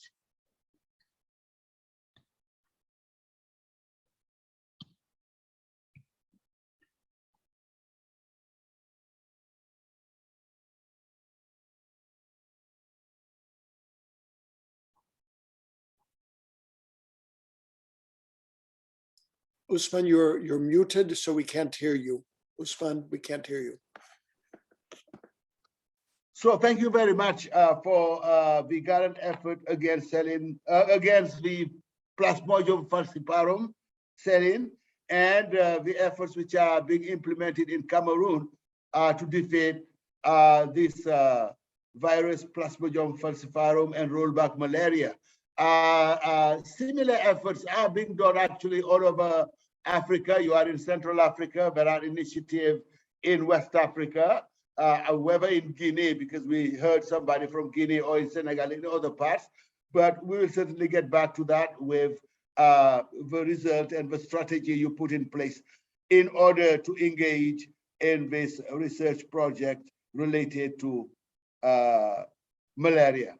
So, Celine, thanks again. The last one, oh, is it the last but one? Yeah, we have Brianna, right? She's the last one, right? Yeah, Brianna, you are the last one. Yes, sir. I believe you had skipped. No. Yeah, Brianna and he has to go shortly, that's why. Mukherjee. Should I go? Because I have my connection right now and I've been having issues. Well, on the agenda is scheduled that Rohit was scheduled to go even before Celine, and he has to go shortly. So, Okay, I hope my connection stays. okay. Rohit, are you, unless Rohit, Yes. you want to wait for her to go before. I'm ready. Yeah, I do have to depart soon, so if I could. So, Rohit, you are ready? Yes, I'm Rohit, ready. you are ready? Yes. Yeah, I think I skipped you, but it was not volunteer. It was just, yeah. So Rohit, you are an MD, MPH candidate at the Rutger Robert Wood Johnson Medical School and Rutger School of Public Health in New Jersey, United States, as well as a US Fulbright Researcher Fellow a part of the Columbia University Siddharth program aiding the USAID and World Bank funded acute care and emergency referral system strengthening projects in the northern and Oti region of Ghana. You previously served as the CEO, I'm impressed, and co-founder of Globe Connect LLC, which partnered with the Jamaican Ministry of Health and Port Antonio Hospital to pioneer the advent of novel telemedicine integrated mobile health units through nearly 500,000 in funding from the Clinton Foundation to improve the accessibility of electronic physicians monitoring in 17 municipalities within the Portland region of Jamaica. Moreover, while at Rutgers University and Columbia Mailman School of Public Health, you also supported the Division of General Internal Medicine and Global Psychiatry Epidemiology Group by assisting the acquisition of two NIH RO1 grants to examine cigarette-related behavior across the United States, characterizing the national suicide risk architecture in Guyana through utilizing probability cohort sampling methods. So Rohit, you have the floor and we'll have one request. Maybe if you can contain it in 10 minutes max so that the other one will be able to present, but also we have time for discussion. So that would be my humble request. Now you go ahead. Thank you, sir, and thank you to the West African Research Center for hosting me today and allowing me to kind of discuss some of my work and kind of the things that I've learned across the time that I've been here, as well as an adaptation and a tool that I have learned about since coming to Ghana that has deeply, assisted me in conducting implementation science research, and that I hope, future scholars that come and conduct research in Western Africa can use this model of thinking to, achieve their long-term outcomes. So just some brief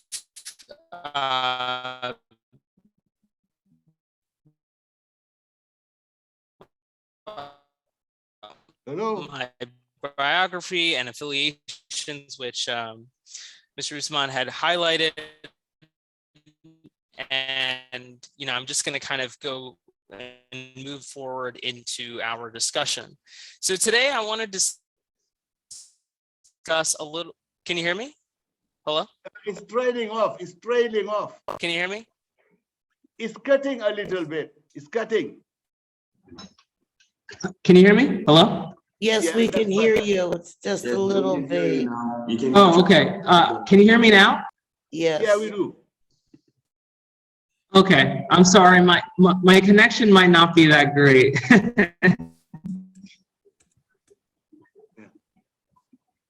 It's fine. Okay. So I just want to kind of move.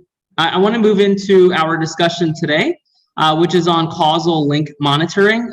So this is an approach that many implementation science researchers use to integrate design and monitoring to support an adaptive management of a research project.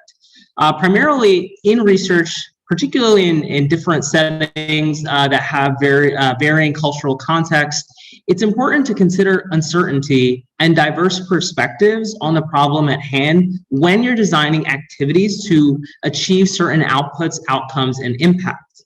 By developing a logic model to help a researcher guide them through the elements of the project, you can refine the causal links between the processes to then infer the next point within the causal chain.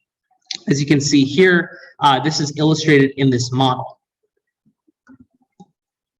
So what really is CLM and how does it inform study implementation and management? So primarily, it provides us actionable data through an ongoing analysis before results are observed by tracking the occurrence of producing processes and then the corresponding performance indicators. Specifically, by being a proxy for areas of improvement, you can review indicator data to inform decision-making in real time so that you can plan for the emerging results and produce processes by considering ways to steer your project in an uncertain context. Complexity within the CLM logic model. Primarily, we consider distinct perspectives that project stakeholders within an area have, as well as contextual factors such as language, religious belief systems, political factors, all of which impact results, and particularly the unpredictable aspects of the project. There are no single monitoring method that can capture all aspects of a complicated project context. However, we can apply complexity-aware monitoring principles within CLM to maintain our sensitivity to how complex certain contexts can be. Specifically, by using methods such as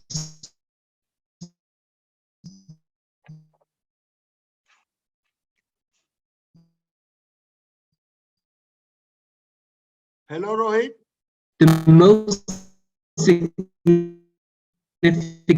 change or outcome harvesting, we can seek to discover results without referencing a predetermined objective, but rather we use results to work backward and determine.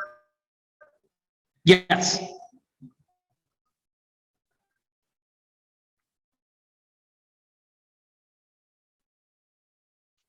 Hello?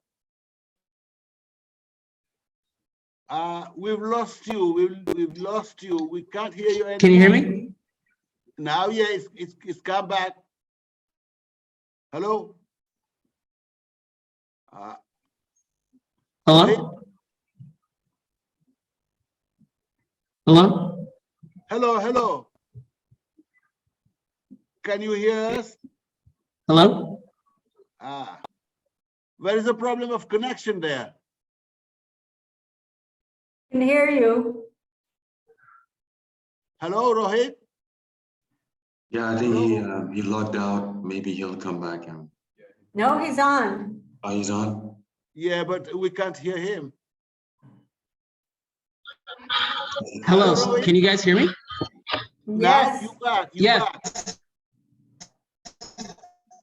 Hello? Okay, me? Yes. Sorry, I think my internet Rohit, can connection you try may and be too continue? The voice is cut off, but is there a possibility of getting the voice back? Yeah, I think my internet connection might be too unstable for the presentation. So I'll try to resolve it, but I think Brianna should go for now. Well, if you could keep it as it is now, it's good. Okay. Okay, so you continue, but don't change anything. Just keep it, and yeah, you complete what you have, your statement. Right. So as I was referring, so one of the important things that CLM really captures is taking into account distinct perspectives and contextual factors. So for myself, like in my work in Ghana, it's been really important to gather community needs assessments to really understand when developing emergency medicine interventions, we take into account some of the current and existing systems so that we're able to manage more complex and unpredictable aspects of development. Now, within CLM, we use complexity-aware monitoring principles to remain sensitive to the complexity of a project. And by building a logic model, we can use a valuation approach to discover results without referencing a predetermined objective. So often we come to this research context with having our own expectation of what may occur, but rather in this model, we use results and activities to inform the inputs. And that way it's an iterative process of adaptation. Now, specifically, what are our complexity-aware principles? Specifically, we focus on interrelationships, perspectives, and boundaries. Using CLM, project staff draw a boundary, which is by delineating an area of observation between the results. So where we would be indicating a specific performance outcome or an output. Next, the area of observation is intended to capture complex interrelationships between an intervention and its context. For example, if you're conducting a training on a group of healthcare providers, it's important to consider whether there are existing trainings that are already available and are done in a routine process to see if you can strengthen the existing trainings instead of trying to apply a completely new training for a specific cohort of healthcare workers. Moreover, we try to capture different perspectives on an area of observation so that we can represent specific monitoring data on how stakeholders are reporting the processes on their point of view.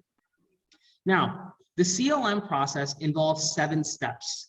And when you're designing a research project, particularly one that involves implementation science, it's important to consider these steps before you actually conduct any activities. First, you want to build a logic model, which briefly highlights your inputs, your assumptions, your outputs, and the outcomes that would lead to an impact on the project. You would want to identify assumptions between causal links, and then you would enhance that logic model with diverse perspectives from the field and contextual factors. Then you would pick specific areas that you want to observe how they're changing over time by collecting monitoring data, which is your step 5, and then interpret that monitoring data for adaptive management of the project in an iterative fashion by revising the logic model. Now, to illustrate this, we're going to use a fictional development project called the Innovation for Increased Productivity in Agriculture to better understand CLM. Specifically, the goal of IIPA is to increase sustainable agricultural productivity for smallholder farmers in a target area. Now, this project is part of a larger program to increase farmers' income in rural areas. So as you can see, we organize this basic framework with the activities, or rather the inputs of what the donors will be funding, the outputs that arise from these activities, the outcomes that arise from the outputs, and then the overall program goal. Now, before we get to that aspect of the project, we have to build a basic logic model, which basically follows your activities, your outputs, your outcomes, and the individual assumptions that occur between them.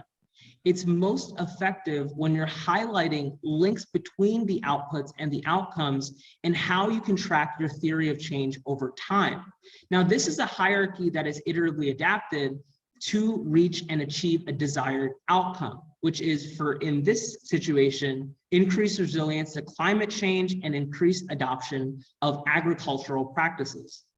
So, as you can see here, the first step is to identify assumptions between causal links. So for example, if the activity of providing technical assistance for climate change vulnerability assessments lead to the output that these assessments are completed, what is the assumption for the use of that activity? By thinking about this in a more deep manner, we're able to really assess whether the activities have a true need within the community. And that's where stakeholder input is so invaluable.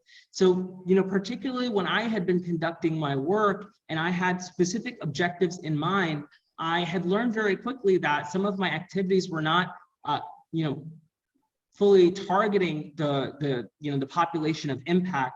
And thus I had to really think about what were my assumptions for these activities to produce an outcome. And thus we are able to remain alert for the unexpected and unwanted effects, such as if you encounter a linguistic barrier, or if you encounter a cultural barrier, how you can improve the learning that you have in the project in an iterative fashion. Moving forward, Now we would enhance this logic model that we've developed with contextual factors and diverse perspectives. Specifically, if we look at when we're training male and female farmers in new technological practices, we would really want to consider what are the farmers' crop preferences. So specifically, if we are trying to develop a crop where there's little technology that's used, it may not be useful to provide the same tool or the same intervention to all of the smallholder farmers. And thus it's really important to capture and recruit the farmers themselves to provide insight as to how the intervention should be targeting their specific community. And thus we conduct in this implementation phase, acknowledging the assumptions and risk of our project by illuminating the gaps in our logic model and capture nuances through situational analysis, by capturing a broader viewpoint on the potential barriers as well as alternative routes in achieving results. Now we want to prioritize our areas of observation. So what are the specific areas that you want to collect performance indicator data? Because these are the specific areas that I believe, based on the assumption for use of your activities, would confer the highest impact on generating outputs and outcomes for your project. So we specifically highlight result-producing processes that are planned and emergent, carried out by stakeholders, and considering the contextual factors influencing those projects. It's also helpful to focus on where the processes have less certainty or agreement among stakeholders, because discussion to have a more unified, and after you have prioritized your area of observation, you begin collecting your monitoring data. So specifically for this project, you have the indicators to your right and the relative outcomes and outputs that they are measuring. What the monitoring plans allow us to do with an area of an observation is to be able to assess whether the planned result producing processes are taking place, what unplanned result producing processes are taking place, and what contextual factors influence the result producing processes. We interpret and use this monitoring data for adaptive management, specifically which outputs do these performance indicators really influence, and what needs to change in implementation if you're not seeing results. So specifically, I had encountered this when we weren't seeing a reduction or a reduction in the delay of transport for specific cases. And we realized that a lot of that had been caused by bed availability waiting time between a district facility and a regional facility.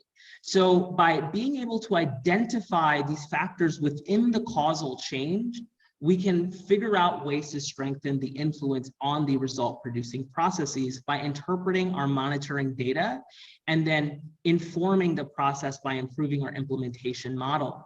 And lastly, after we do this process, we revise the logic model in an iterative fashion. We try to reflect the new information that we gained through monitoring and document changes that were made in an implementation approach by using adaptive management. This way, when you do come and you conduct research in an unfamiliar context, you can add emerging processes, identify assumptions about causal links, and enhance the design of your information in diverse perspectives and considering contextual factors. Now, I want to just provide a brief personal reflection as to how I had applied this model in my own work.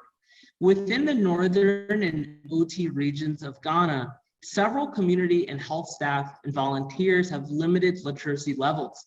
And thus, when we were conducting training on emergency obstetric and neonatal care skills to develop competency for stabilization and assessment en route for transport, it's been particularly difficult. In addition, it was difficult to generate a sustainable approach to communal fund generation to subsidize that emergency transport and reinforce the complexity of streamlining referral systems. However, by using CLM during my work in Ghana, I was able to develop a logic model to address these barriers by incorporating the local partnerships with municipal assemblymen to develop committees which crowdsource small tokens that can be used for cases of emergency, and engaging senior midwives who would translate educational materials in local languages in Dagbani and Twi in study municipalities. To conclude, I just want to highlight that monitoring and evaluation isn't really something that we do just as please our donors, but it's an integral part of our project. It allows us to take in actionable data and consider contextual factors in unpacking research in an unfamiliar setting. When you're able to iteratively revise your logic model, you can make management decisions that respond to arising situations and generate desired outcomes well before data is available through ongoing monitoring, which allows you to change course if you're seeing that some of your performance indicators remain unmet. Project to reflect the emerging needs of the communities that you're seeing elicit long-term impact. Thank you. Thank you very much. Rohit, your project is special because, when you talk about project, something to be written, something to be produced on paper, but I think your project goes beyond that type of project because your project is a change maker. Because you're trying to work on something which is going to enable the medical world in Ghana to more efficiently and more quickly take care of case. We talk about case management, but being able to do it in a more efficient way by making sure that your actions are going to be more speedy because you have set up in place an emergency dispatch center, which is further strengthened in terms of equipment and in terms of new procedures in terms of operation. Now, trying to do this in a country like Ghana, where we know what traffic is, traffic jam in Accra, botched roads in some part of the country, being able to put this in place and to make it work for a patient to be transferred very quickly to the health facilities for sped up case management. These are certainly good results from your project, and we'll further discuss. And last but absolutely not least, we have Brianna, and in those 10 minutes, Brianna certainly also is going to make her presentation on her project. She is Miss Lawton, currently a Fulbright Research Fellow in Ghana and PhD candidate in the Department of Civil Engineering at Iowa State University, USA, specializing in traffic safety and transportation planning. And she's operating in Ghana. I told you about traffic jam. I told you about street light, not lighting anything.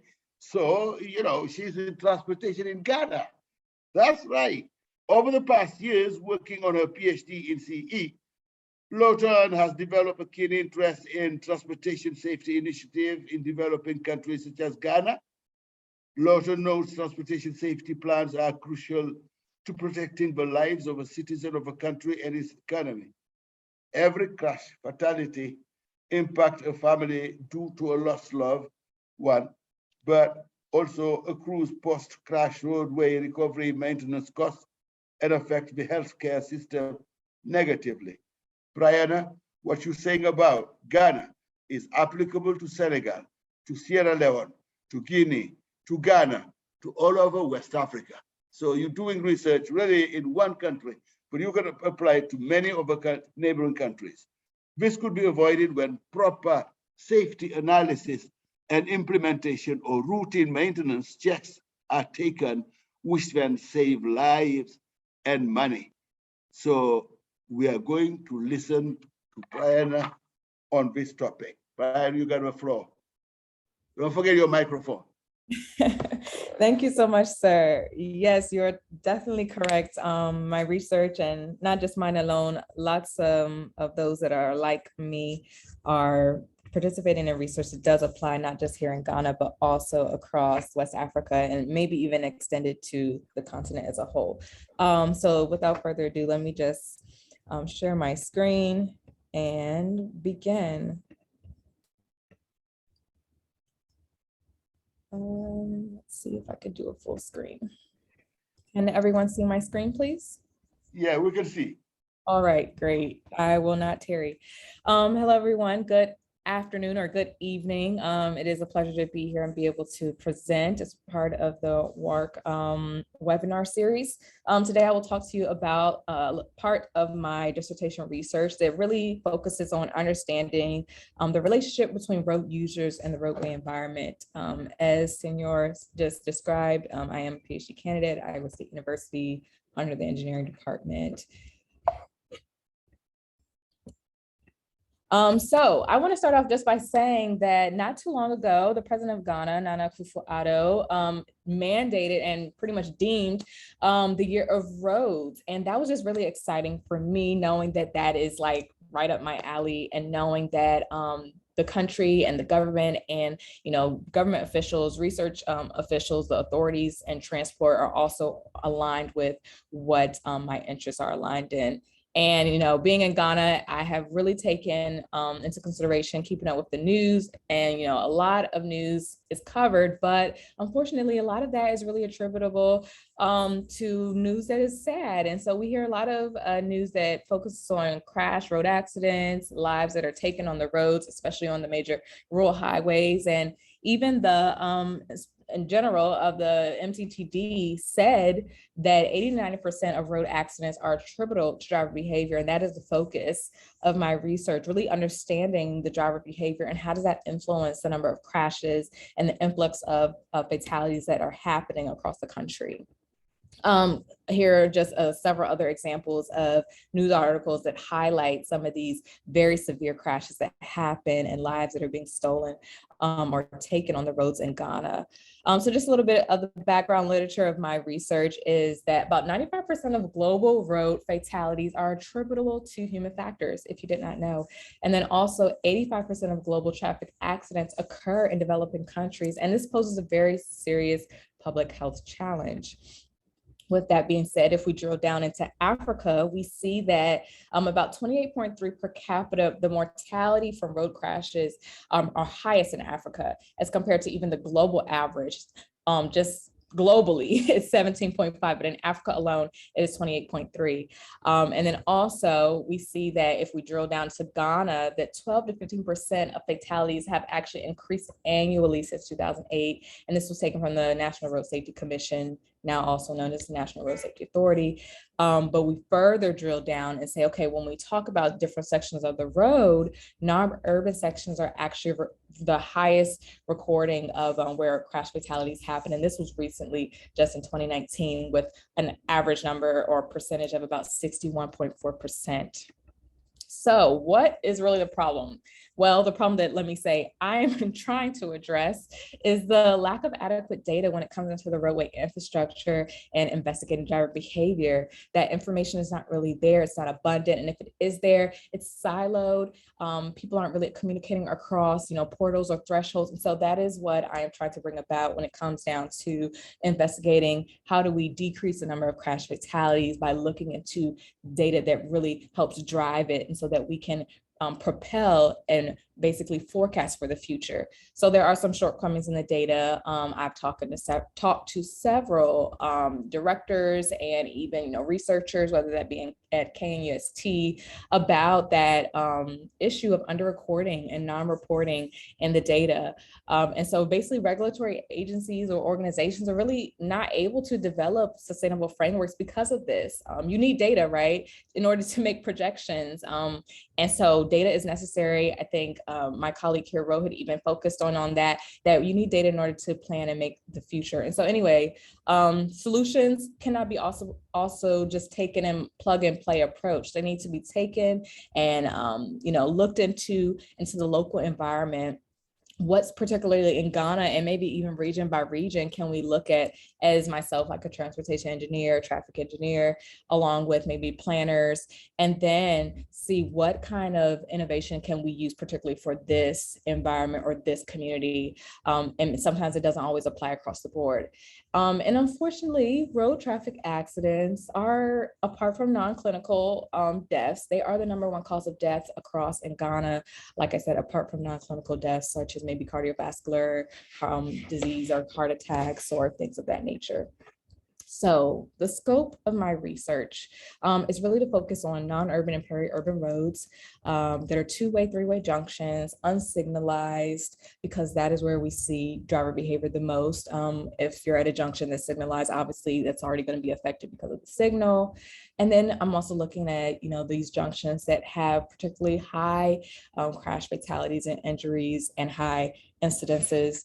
And then also kind of a mix between where countermeasures are present and not present.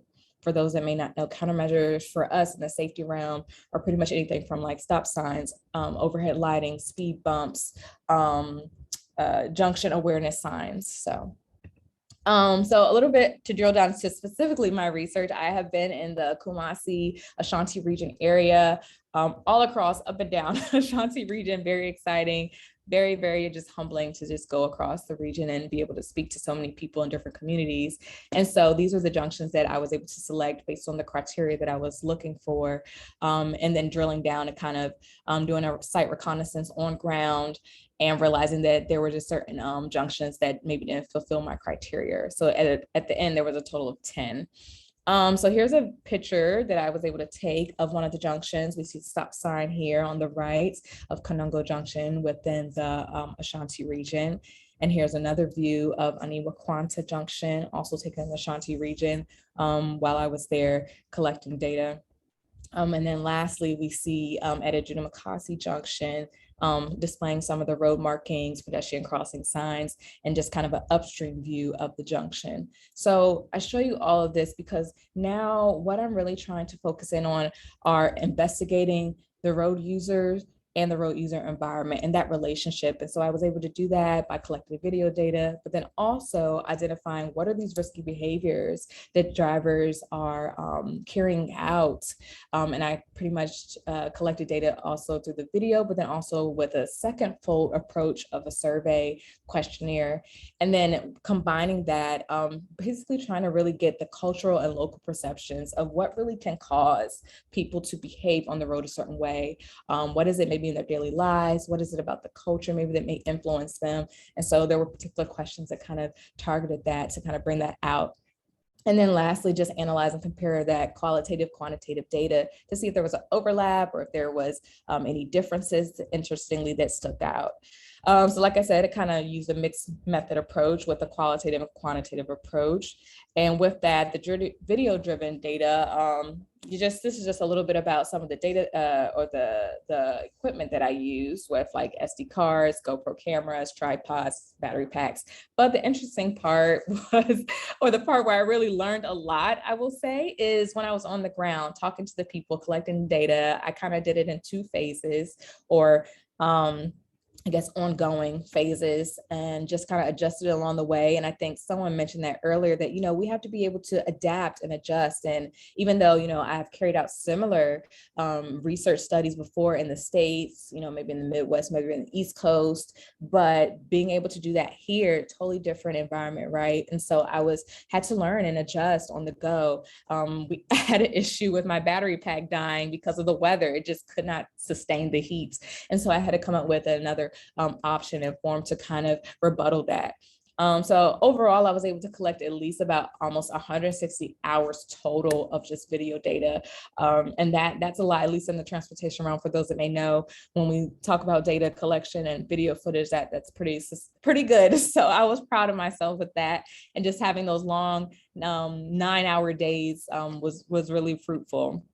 So here's just a few pictures of myself in the field, one at Kanungo Junction, and then also one at Trede Junction with my setup, collecting the data. I was able to interact with just the locals. They were so intrigued, and also you can just tell that they also care about and have passion about this topic as well.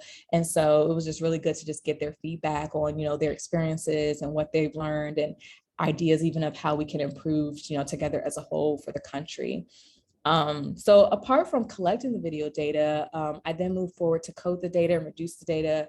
And pretty much what I'm looking for is, what is the driver's stopping behavior? What is their braking behavior?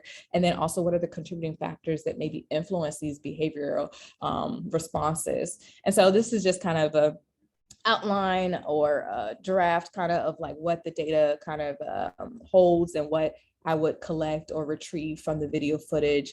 To drill down a little bit, like I said, just looking at certain variables that affect maybe a driver's response as they approach a junction, whether that's braking, their turning movement, the type of stop, all these things we look at as, transportation engineers or traffic engineers, to kind of drill down and see what is really going on a quantitative side. And then also we have the raw video footage. This is just a few I was able to capture from the videos that I took upstream at some of these junctions. One was at Asamai and another at Afenso. You can see it's morning in one of them and it's dusk. So like I said, very long days, but very rewarding.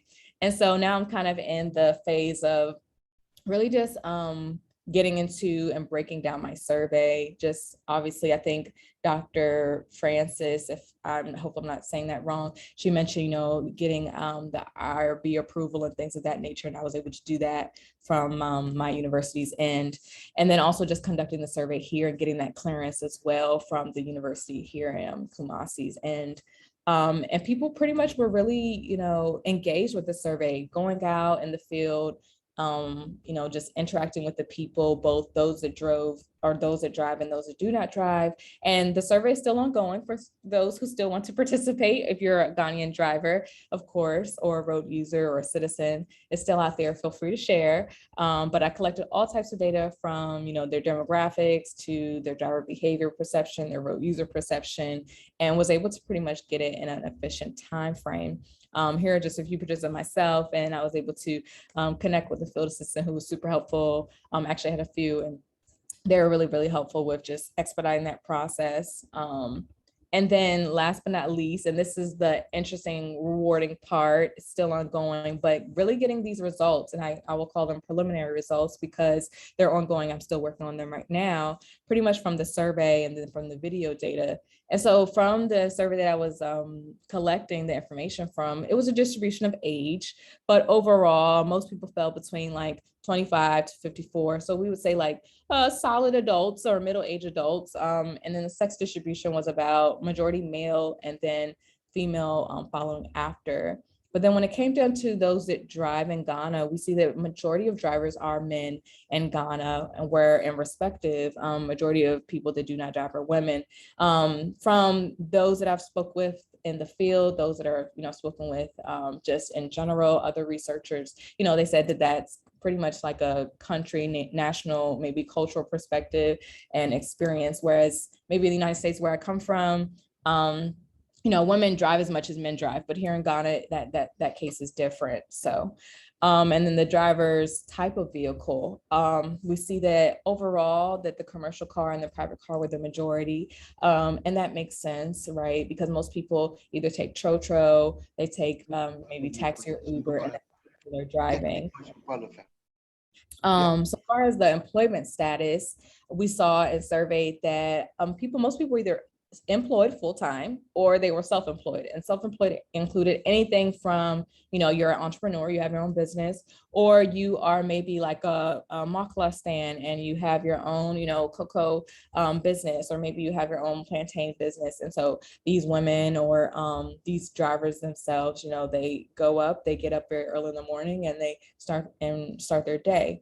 So I did collect the data in a couple of regions. And when I say a couple, pretty much Ashanti region, then also Greater Accra region. And that was because these are the two regions that occur or have the most number of road crash fatalities. And so it just makes sense to look into these as to why are they happening in these. Now, some people may say, well, it's the highest population, so that's why. That could be a factor, but as a researcher, we don't want to just make assumptions. And so we want to see what exactly is going on. And so again, both regions, and I was able to collect a little bit of data from other regions as well. But like I said, I was targeting really Ashanti and Greater Accra. Some people just fell into other regions. So that was interesting. And maybe that's for future research. But in general, we see that there's like a same similarity that majority of men do drive amongst these two regions. And then same with, you know, how often do you drive or how long do you drive? And so then same thing with the type of vehicle that you drive, that it's even higher, obviously, because here, or I guess in Accra, that there's even an influx of vehicles. I was on another webinar the other day, and they said that just within the past year, an influx of about 50,000 cars have come into the country. And I was like, wow. That is crazy. Like as a traffic engineer, that's like exciting, because then we can see what can we do and analyze. So to further continue, when it comes down to driver behavior and some of the results that I've seen, not to get too much in the weeds because I don't want to bore anyone, but there was some correlation with some of these variables that I saw when it came down to, you know, the frequency of a driver making a call and then their level of education, or when it came down to, you know, the driver stopping at a stop sign and then, you know, the frequency that they make a call. And so it was very interesting to see some of these things were correlated and some of them weren't. And I think that also, as a researcher, we have to take that into consideration. It's just because something doesn't correlate, why doesn't it? Maybe we should ask that question, because that could give us a whole nother picture of something. Again, there was no correlation between, you know, someone who has a crash at a junction, the number of years they drive, which was pretty much interesting to me because, you know, we may assume that just because someone has years and years of experience that they're just a better driver and that they won't get into a crash, but that the data here is not saying that. And then also something that was quite interesting was that there was a correlation between frequently making a call and then the number of years you drive versus frequently making a call or answering a call and then the number of years you drive, and how that difference in answering versus making the call. So that's something that I'm further looking into and what that really is about.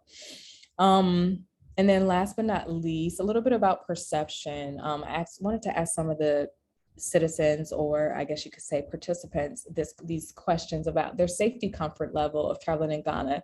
And unfortunately right now, a lot of them responded that they do not feel extremely safe, and that, you know, they think it's very important that this issue needs to be handled because it is claiming the lives of so many people. And then they, you know, I asked the question, do you feel like drivers really comply with the road safety measures at play? That could be anything from stop signs to speed humps to just, you know, driving at the normal speed or the speed that is posted. And they said, you know, they really don't think that drivers do adhere to the traffic safety measures in place. And then when it comes into even the topic of alcohol, now, it is something that is, you know, a little taboo and people don't like to talk about it. And so a lot of people replied, no, you know, I don't know anyone, I don't myself drink, you know, and it doesn't have an influence on me. But let's say when I was having conversations offline per se, when they weren't taking the survey, people would say, oh yeah, I mean, I have a drinker here or there. And so this in particular is very important to kind of note, because we might collect data and it might show us one thing, but then we have to make sure we drill down deeper and ask further questions. Or, you know, I think someone mentioned it about, you know, making sure that we're hearing the narrative or the voice of someone else, you know, apart from maybe what the numbers are telling us. And so combined data saying the same thing, Ashanti region, Greater Accra region. I don't want to go into the weeds with that too much. But last but not least, just a very, very bird's eye view of just my expected contribution with my research is it really will kind of be in 4 quarters, you know, in the academic space, in the civic social space, in the national, even, space, as Senor mentioned, that this can be applied hopefully in the future, not just to Ghana, but other countries, and then even global development. When it comes down to just research expansion in Ghana in general, it's not been touched upon that much when it comes down to try to understand driver behavior and the data collection process. I've talked with, those at the BRI, which is really the hub of where a lot of the transportation data is housed. And they even admitted themselves that, it's very limited. And so I hope that my research can contribute to that and just building that robust data system. And then also, just continue with Fulbright initiatives and that civic and social space to hopefully promote and even excite or incite and empower the community to even take their own steps to innovate to help decrease road crash fatalities. And then also I've worked with some of my professors back in Iowa, and we're working on some World Bank safety tools actually that we can apply with some of this data, and how can it be taken and applied maybe and used to Ghana, but then also other West African countries. And then just for furthering my research and just working hand in hand with like the National Road Safety Authority, the Building and Road Research Institute, the Ministry of Transport, they've been very, very helpful. And they've also just shown interest in what I'm doing. So here, just a little bit of acknowledgements just to my major professor for always being so supportive, my Fulbright professor being always supportive, research advisors, and then the team that was able to just help me for that short period of time. They were super helpful. So I'm grateful. My experience here in Ghana has been awesome. A lot of learning curves, but I just press on and we move forward because we have a vision and a goal of what the end is. So thank you everyone for listening. And if you have any questions, please ask away. Thank you, Brianna. I am sorry one of the panelists had to leave us.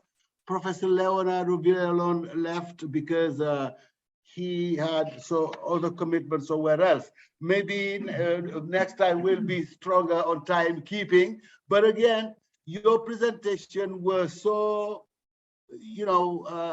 thoughtful, pregnant of meaning, and opening so many avenues for further reflection, for collaboration, or even for implementation in some cases. Like Brianna, that your research was meant for the Ghana government, it would be meant for a number of international organization, USAID or whatever, but this applies to almost all African countries. And this research could be sponsored to help African countries grapple with road accident. You said it, the number one killer, the number one non-clinical number one killer in all these countries is road accident. Whether you take Senegal, whether you take Ghana, whether you take Nigeria, where it may be worse, road accident kills more than any other non-medical, non-clinical causes. And it's a very serious problem. Yes. And it relates to, the state of repair of the cars. It relates to many other, Wendy has something to say. Oh, thank you. I can wait until you finish your comments. If you... I was about to wrap up that all these topics really are very interesting for development issues in West Africa. So the research is not simply, I am doing the research for myself and my institution in the United States of a Fulbright program. This applies to what we need to do in order to promote development of Africa. So I'm done, Wendy, and you and Bojan will be organizing the discussion because Bojan has been sitting for 3 hours. Oh. I need to give him room to breathe and say something. So he's going to sit here and you're going to conduct the conversation with the Fulbrighters and the other people involved. Bojan, come over here. Thank you. I'm also facing some time constraints. So if Dr. Bojan would allow me to just make some sort of generalized comments, I'd very much appreciate it before I have to go. Would that be okay? Yeah, absolutely. So I took notes for every discussion. And there's a general comment that I have to make, and all of these comments are meant to be helpful. The first one is that I think we, as Americans, we have to recognize that we have a serious handicap. And that handicap is being from a developed post-industrial country. It means that our expectations need to be adjusted. Most of the speakers were surprised, for example, that people did not respond to questionnaires. And I would suggest that the use of questionnaires should correlate with the rate of literacy in the country. People are not used to responding to questionnaires, so it's going to make your work harder. It's not that you can't use it, but people are not in the habit of answering questionnaires. So you might want to add focus groups to your data gathering approach, and to the extent that you can, precede your work with focus groups. I'm going to go really quickly. I found that for the problem of Dion, I'm not sure I understood what it is exactly you want to learn. We got a lot of data, and it might be helpful if you, and perhaps you already have, and if you have, excuse me for this, really clearly explain what's the purpose of the research for Ghanaians. That might be helpful.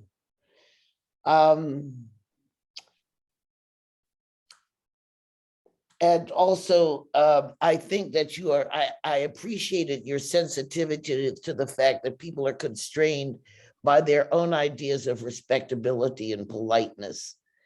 I think that's true. And I can see that you have very much appreciated that. But I think it goes back to the problems of positionality. First, for Rohit, who seems not to be here anymore, so I won't spend too much time on that. I was concerned about whether or not he had been in touch with applied anthropologists, because No, a lot I'm of here. what he's, you are there. Oh, good. Yes. Well, Yes, ma'am. I'm going to put my email, and that'll make my comments even shorter, because we can always communicate that way.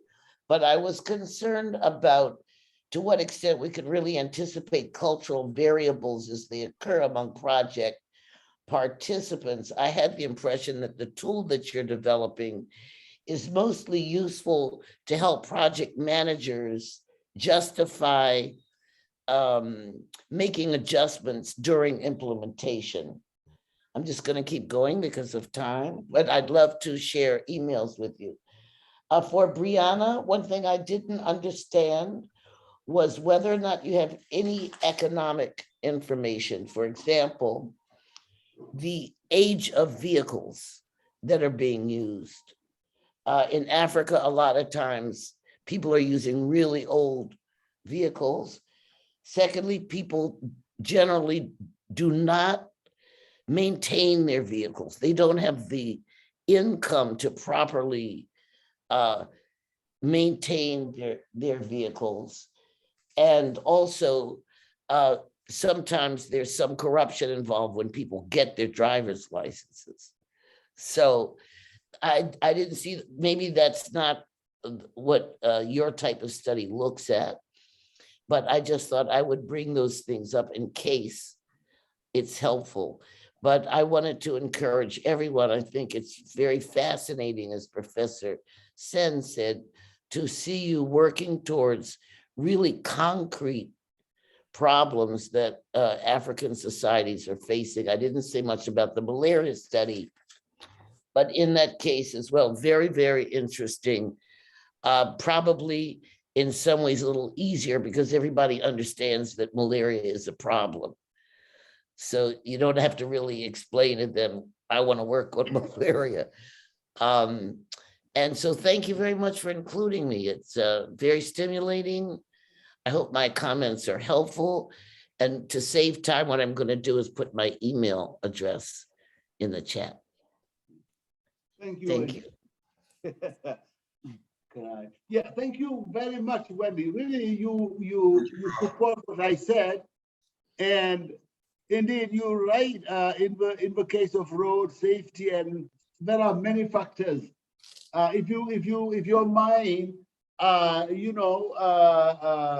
races back to what you have during the pilgrimage to Tuba, and you see the behavior of drivers, most of whom are at the lowest level of literacy.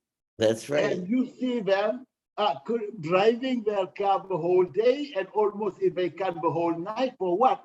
Because they want to make as much money as possible. That's right. On the occasion of this pilgrimage, where you have millions of people coming and wanting to be driven to Tuba. So, they don't think about safety protection. At least, they will say that, all these safety protection are hindrance for us, because what we need and what we want is money. In the process of looking for money or fighting for money, you kill yourself and you kill hundreds of people. And this phenomenon is all over West Africa. And again, all the presentation may go towards saying they certainly will be useful for you as the researchers and future academics. They can be useful to the academic world in your country, but they are most certainly useful to decision makers on the continent if decision makers are very willing to maybe make the little effort to grab those documents and read them to see what you produce as a result and conclusion. So we have a beautiful combination whereby a research initiative, a research engagement turn into something which, as a result, can contribute really to furthering the development of a continent in many areas. That's very true. The other thing I may add for Boya and Aliun and Marianne, and also for the Fulbrighters, because I really miss the presence of Leo and regret his absence.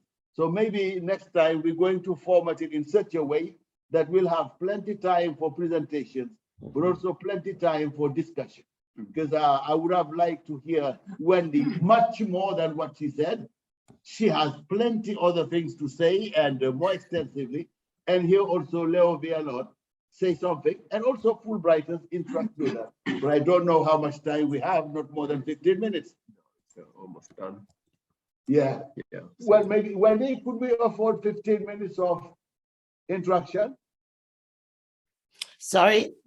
Could we afford 15 minutes of interaction, max? Yeah, 10, because I have a 2 o'clock appointment. Yeah. So, Okay. oh yeah, why don't you? Okay, guys, you got 10 minutes to interact with Professor Wendy Wilson Fall, and to interact with Mamadou Bojang, and to interact myself before maybe we ask Aliun to wrap up everything. Yeah? Yeah, absolutely. Okay.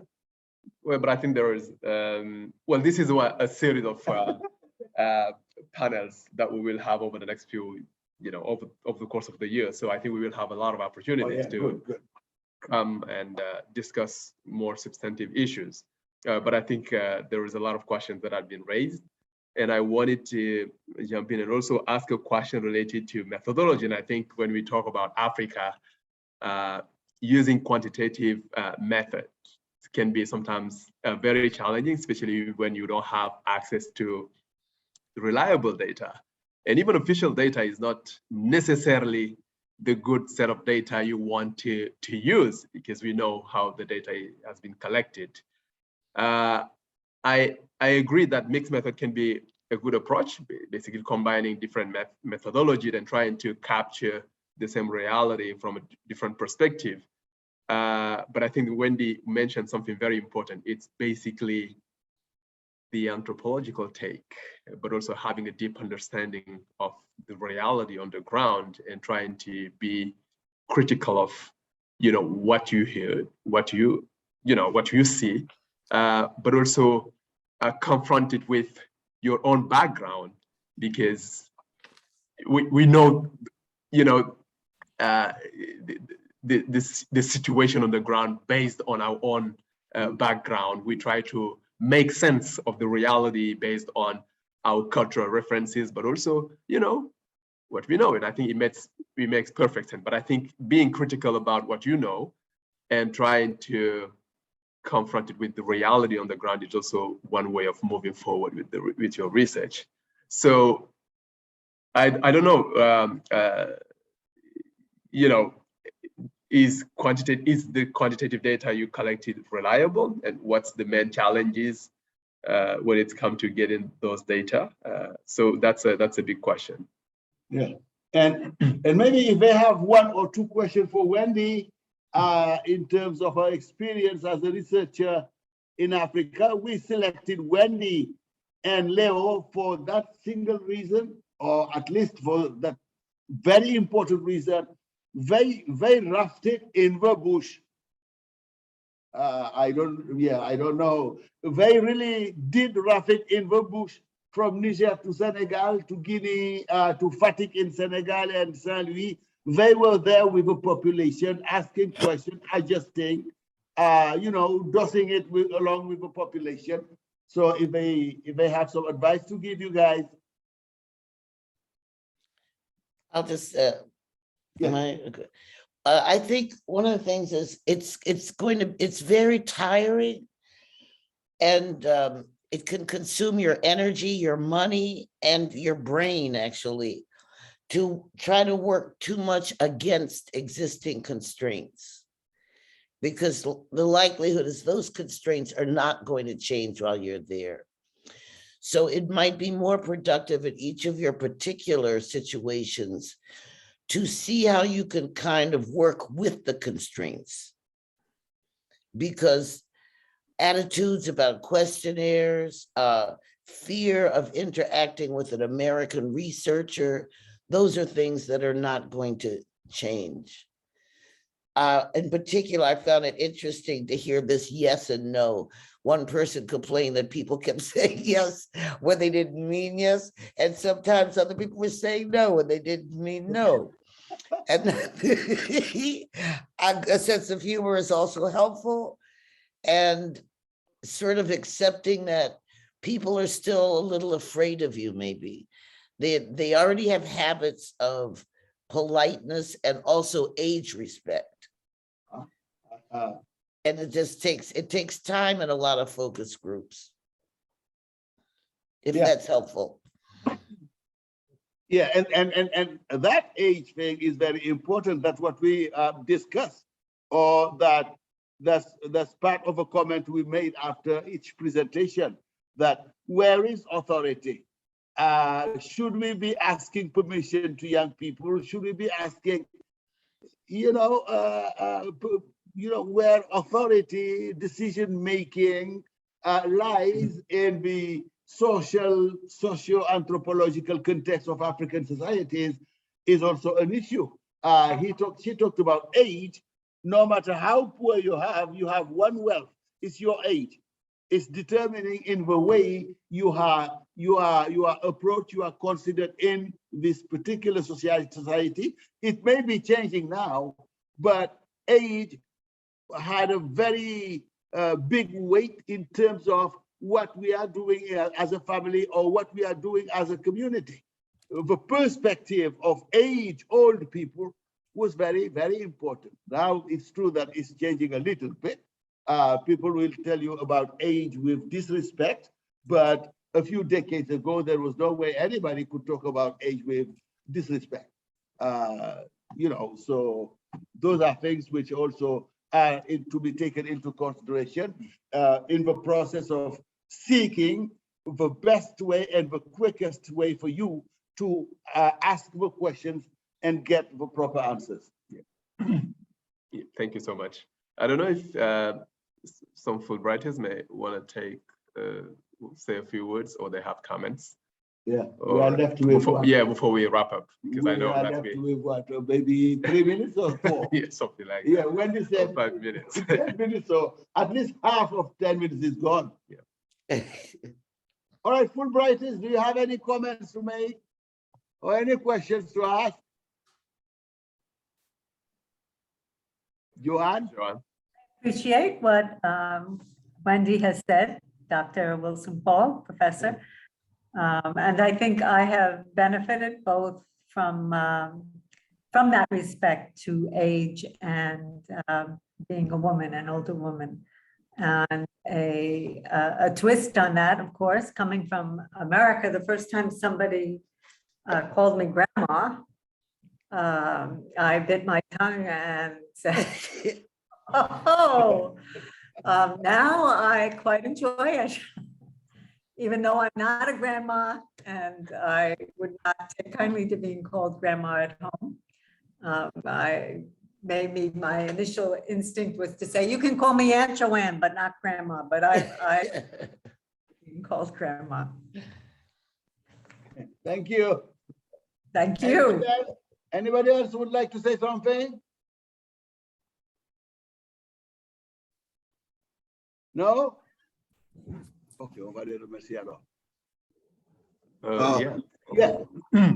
Yeah. Okay. So Yes, sir. Please. Yeah, one thing I just would like to ask is that if anybody who has presented can jump in. Yeah. Across the process of getting those approval for IRB. I know some of you have described it quite in detail, but some have not. And how do you feel?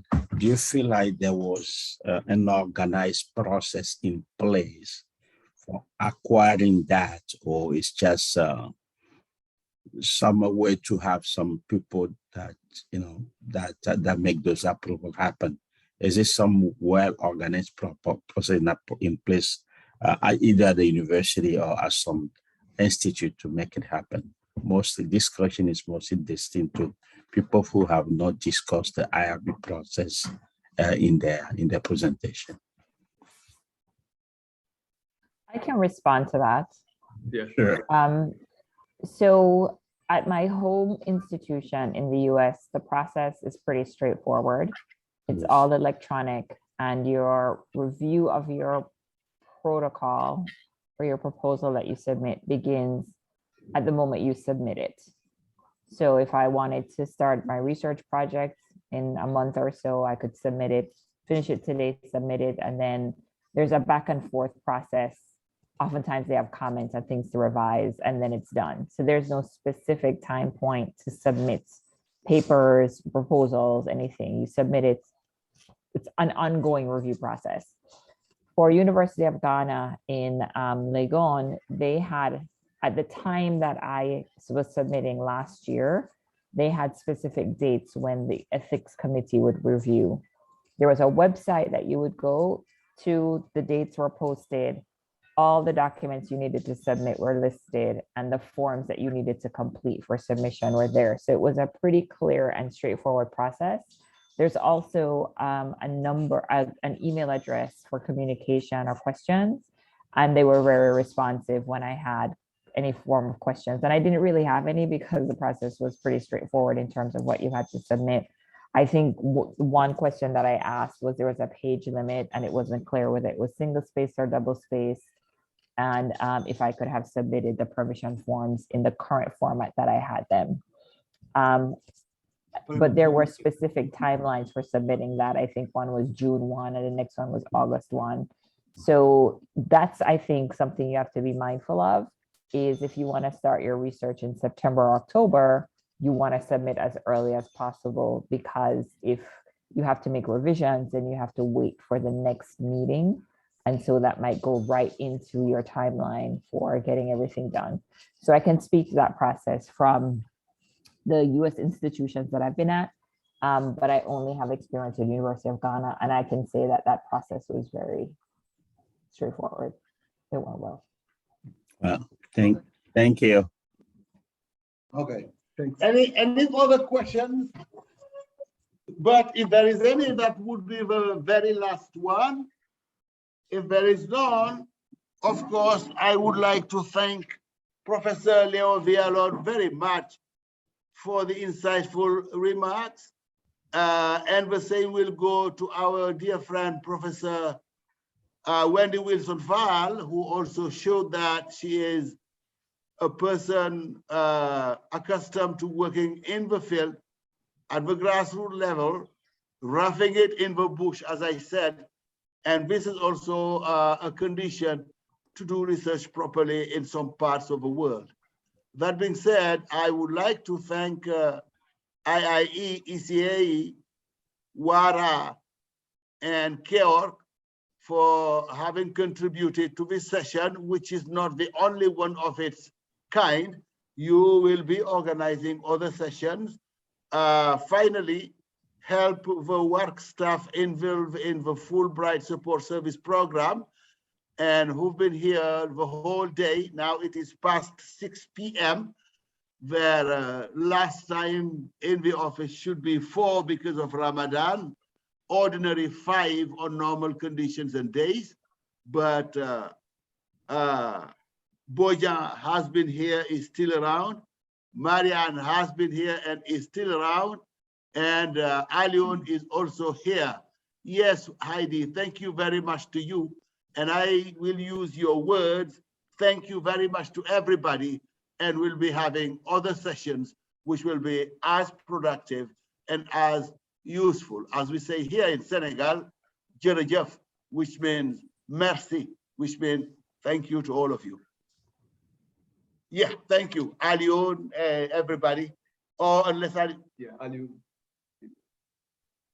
No, Alion, you have words? that's okay. That's okay, thank you. It's fine. Thank you. Okay, thank you. Thank you so much. Thank you, Heidi.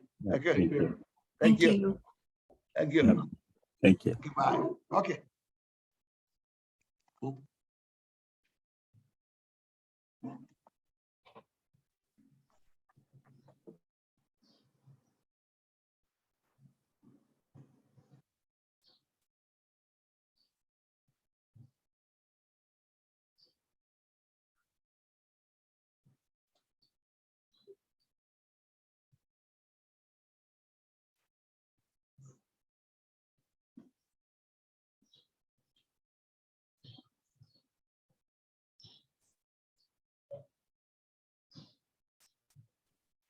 Oui, allez-vous. Alors, c'était très bien. Vous avez réussi. Je peux dire que c'est du 100%. Vraiment, je peux dire que c'est du 100% pour vous, pour Boyan et pour Marianne et pour le work. La chose sur laquelle on va travailler, et ça je connais, on va c'est-à-dire nous donne qui directeur panel, mais imposer 15 minutes doit passer.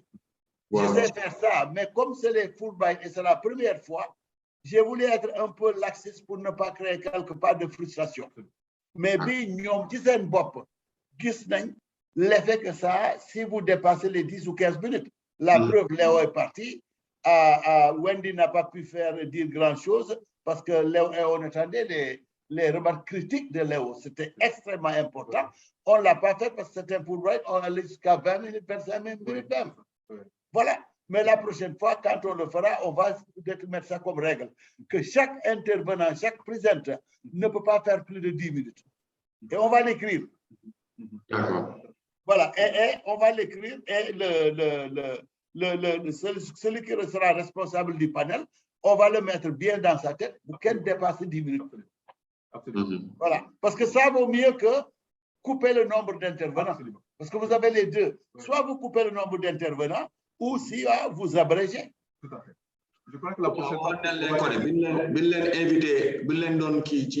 Invitation yi waxoon na leen que 10 minutes lañ war a wax ñoom kay ñoo dépassé rek. Oui, mais on va le dire pour la prochaine fois et on va l'appliquer. Tout à fait. Waaw. It is not enough to say it or to write it. You need to apply it. D'accord. Et ça, ce n'est pas spécifique à ça, c'est dans toutes les conférences. Absolument. Même si tu es dans une conférence sérieuse que essaye. Ah, les gens dépassent. Ah oui, moi, il y a un Africain américain. Ablaye Parenaï. Ouais, ça c'est très bien passé. C'était nickel. Il n'y a pas eu de truc. Et puis on avait 25 participants au total. Et sur le plan technique, c'était 100%. Vraiment.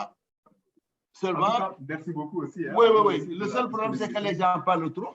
Et en tant que première séance, on ne pouvait pas les couper comme ça. Donc, mais c'était bien. Félicitations à tout le monde. Ok, et bon week-end. Papi, Voilà. Good job, man. Ok. Sama gars yi, félicitations, vous avez assuré. Dis-moi ce message, oui. Papi, vous avez assuré, Bodian. Vous Eh, avez grand- assuré, c'était bien dans l'ensemble. Jégalu de, gisuma sa tête, maa ngi door a gis C'est nii. vraiment bien. Ah, Non, non, c'est bon. Vous avez Ouais, vraiment assuré, c'est vraiment impeccable. Nice, no? Ablaye, Ablaye, Joko Njal. ok, boy. Joko njal à Ablaye tout le assuré. monde. Merci, papi. Merci. Merci beaucoup. Hein. Jaajëf waay, jaajëf. Merci de m'avoir rappelé pour l'enregistrement. Merci. Non, non, Oui. on va- on C'est est bon, ça a ensemble. enregistré, c'est bon? Ouais. Ça